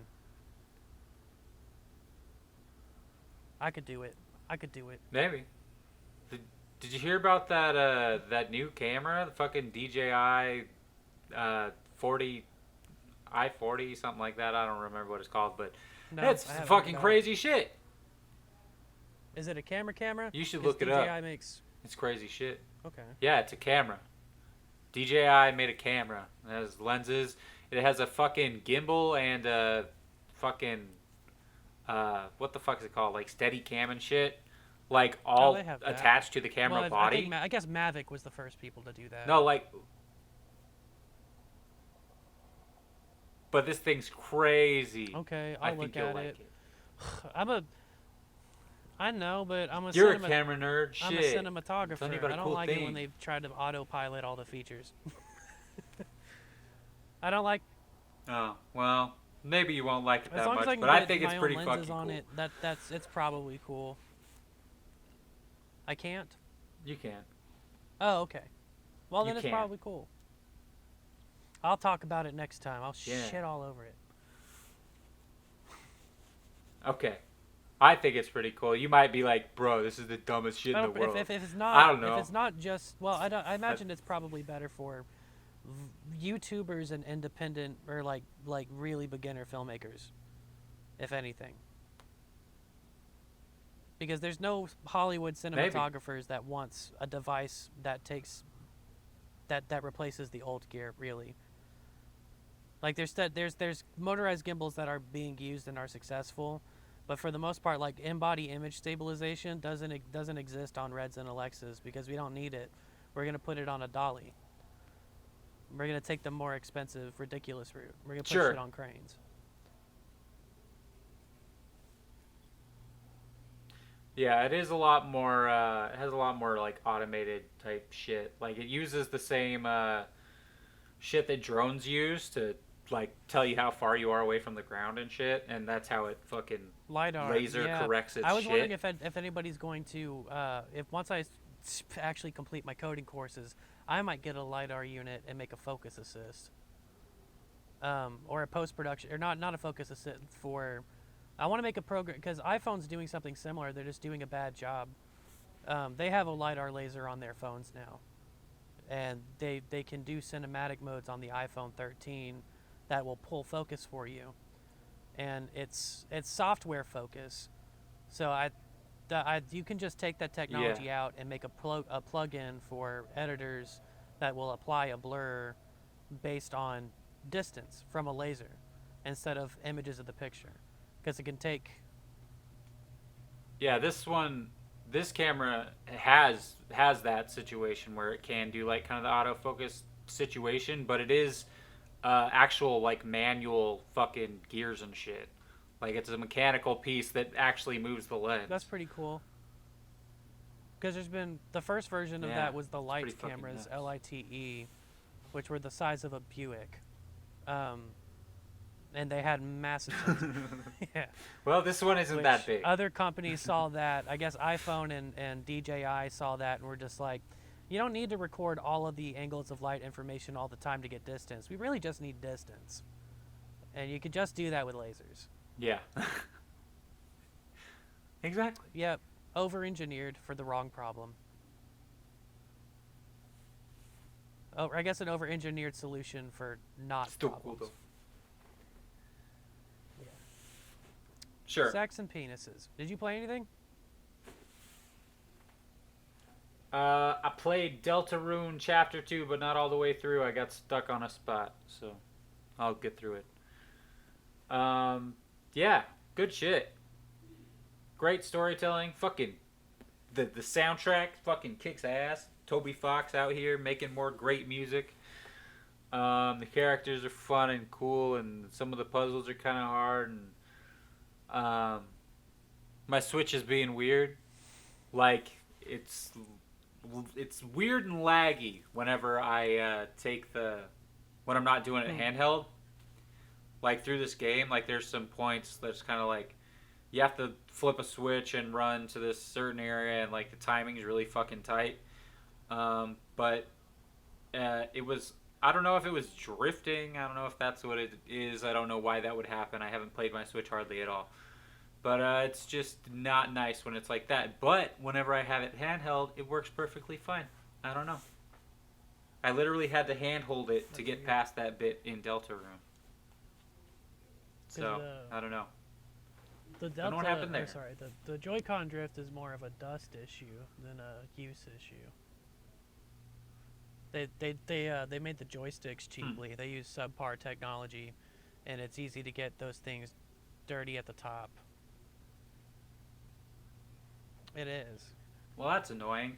I keep it in a carrying case. I have like almost never played my Switch handheld, but I've been meaning to just bring it out here while I smoke and play some Donkey Kong or something.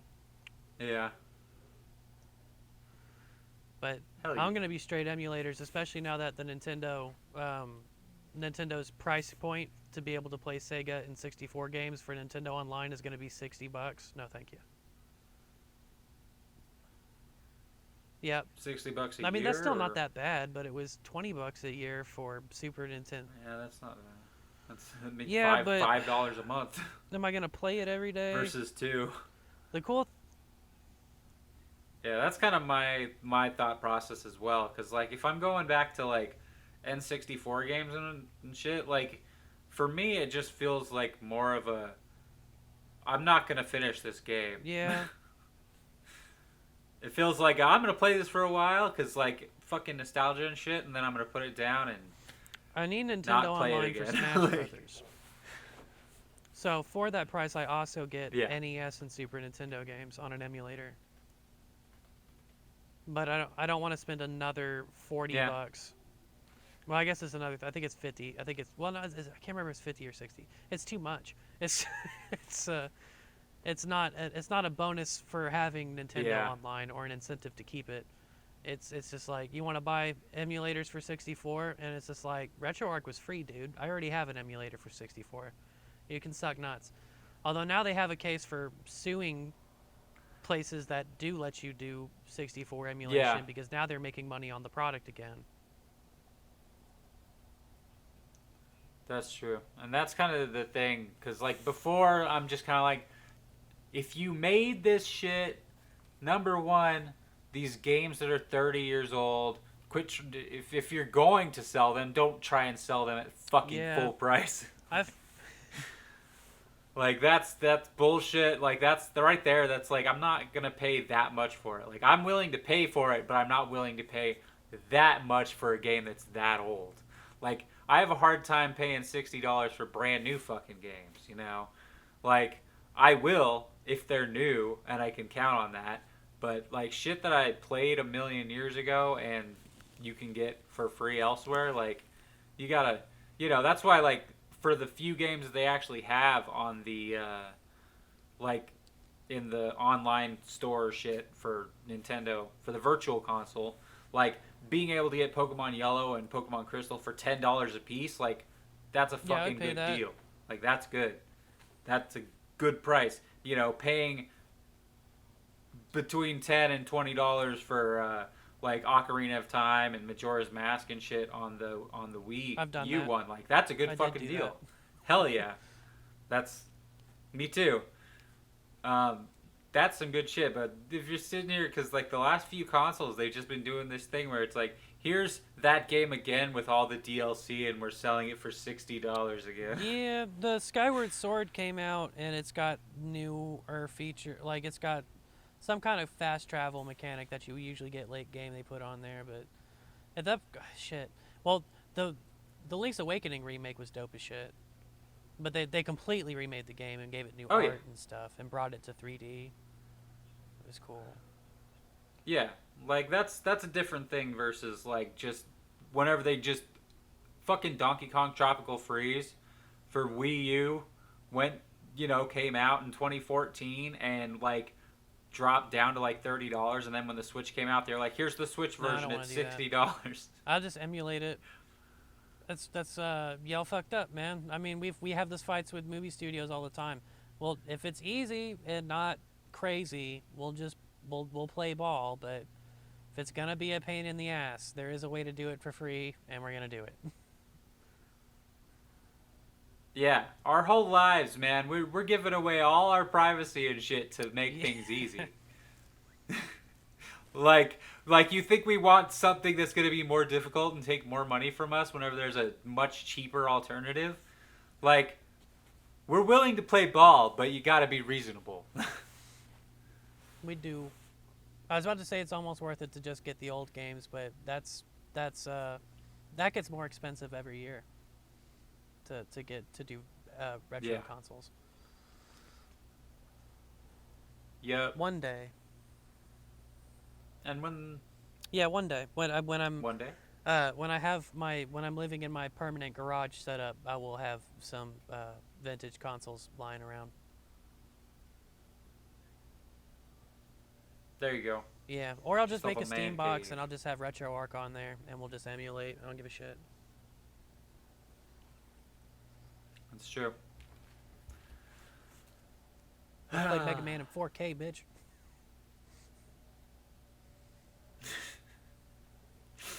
Yeah.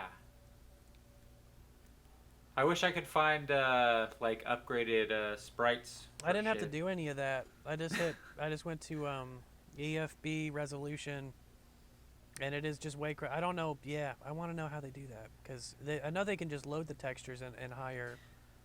I don't know. I'd have to read that. Yeah. I don't know. Well, what you were saying just reminded me, like, because it's it's sprite work and shit. But like, I was looking for Pokemon Yellow sprites to edit into my Nuzlocke videos, and I cannot find anything of a decent size. It's all way the fuck too small, and expanding it just makes it blurry, and it's like, this is a pain in the ass. So it just kind of forced me to draw all these sprites.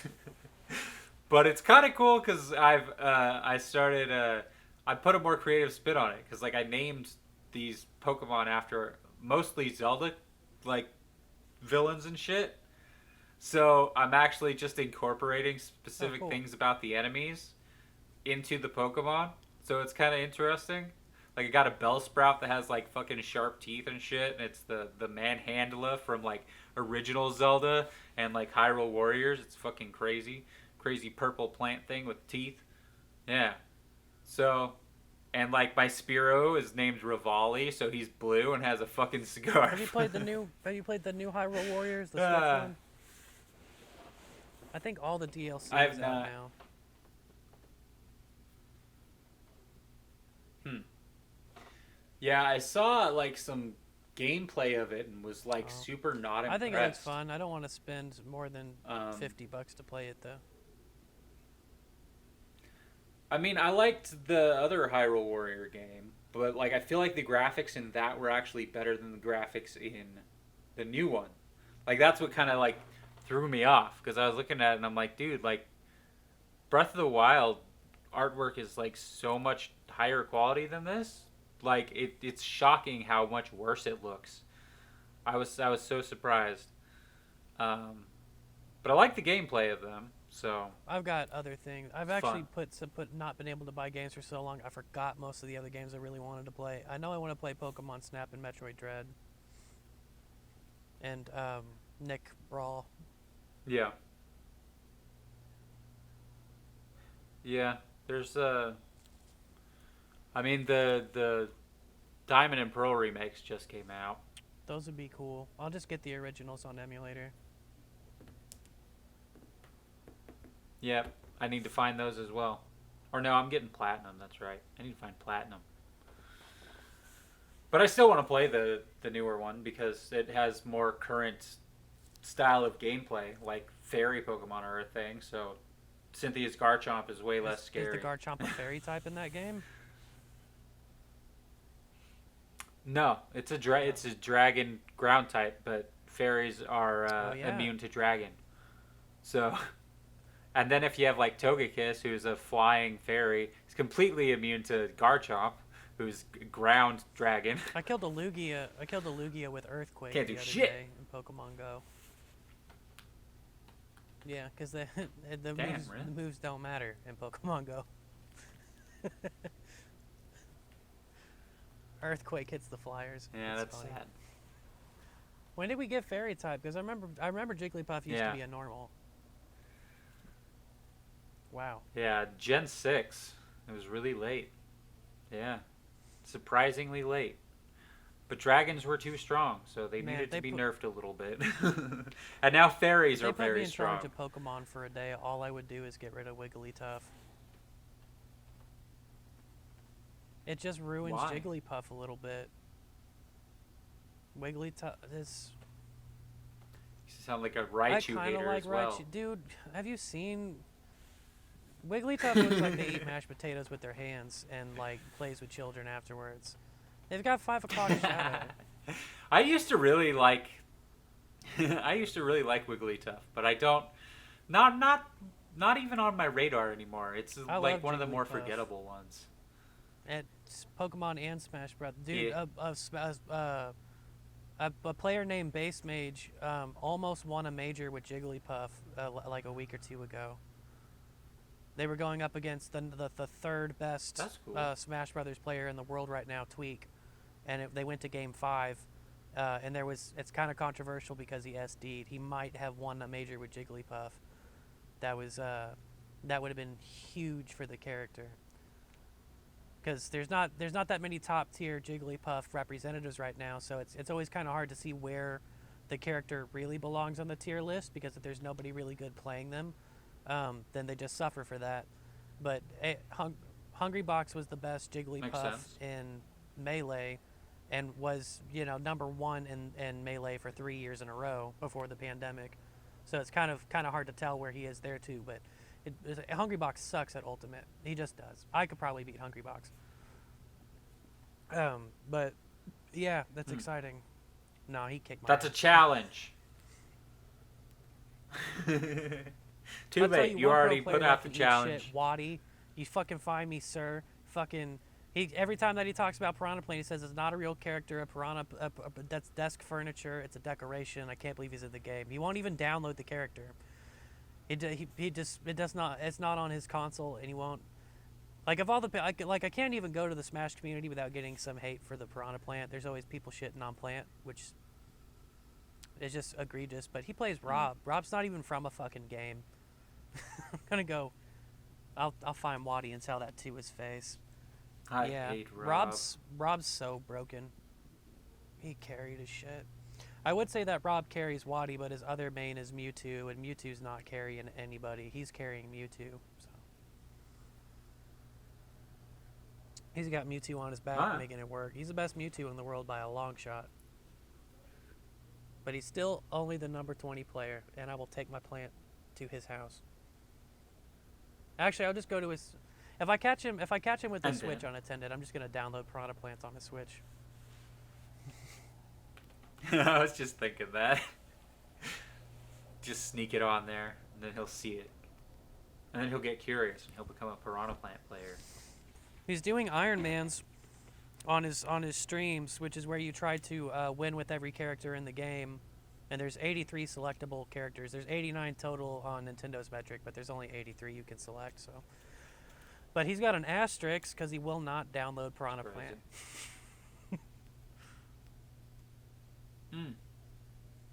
Whatever. Pussy, fight me, bitch. Fucking plant hating asshole. That's a challenge. It wouldn't even be close. Huh? I'll get him. Jeff! That's a Rob, man. I'm not scared of Rob. Yeah. I got down beat. I ain't scared of Rob. Vanilla asshole. I ain't gonna lose no fucking Rob. Yeah. What else you got? That's it. That's all I've done. I've been playing, emulating some RetroArch, and trying to edit more and get more work for editing. I haven't been doing too much ukulele, but I need to go ahead and just finish and post my Megalovania cover, because I want to do Piranha Plant's Lullaby for the next one. That'll be fun. Because I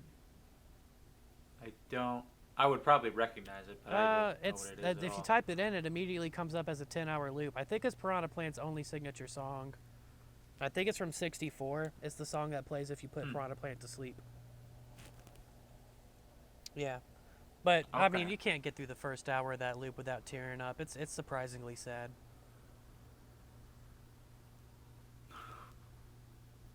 Okay. But that's all I got. Oh, I am going to make new art for the podcast, though. I want to say that. Do I need to do anything? You got ideas? Nope. Yep.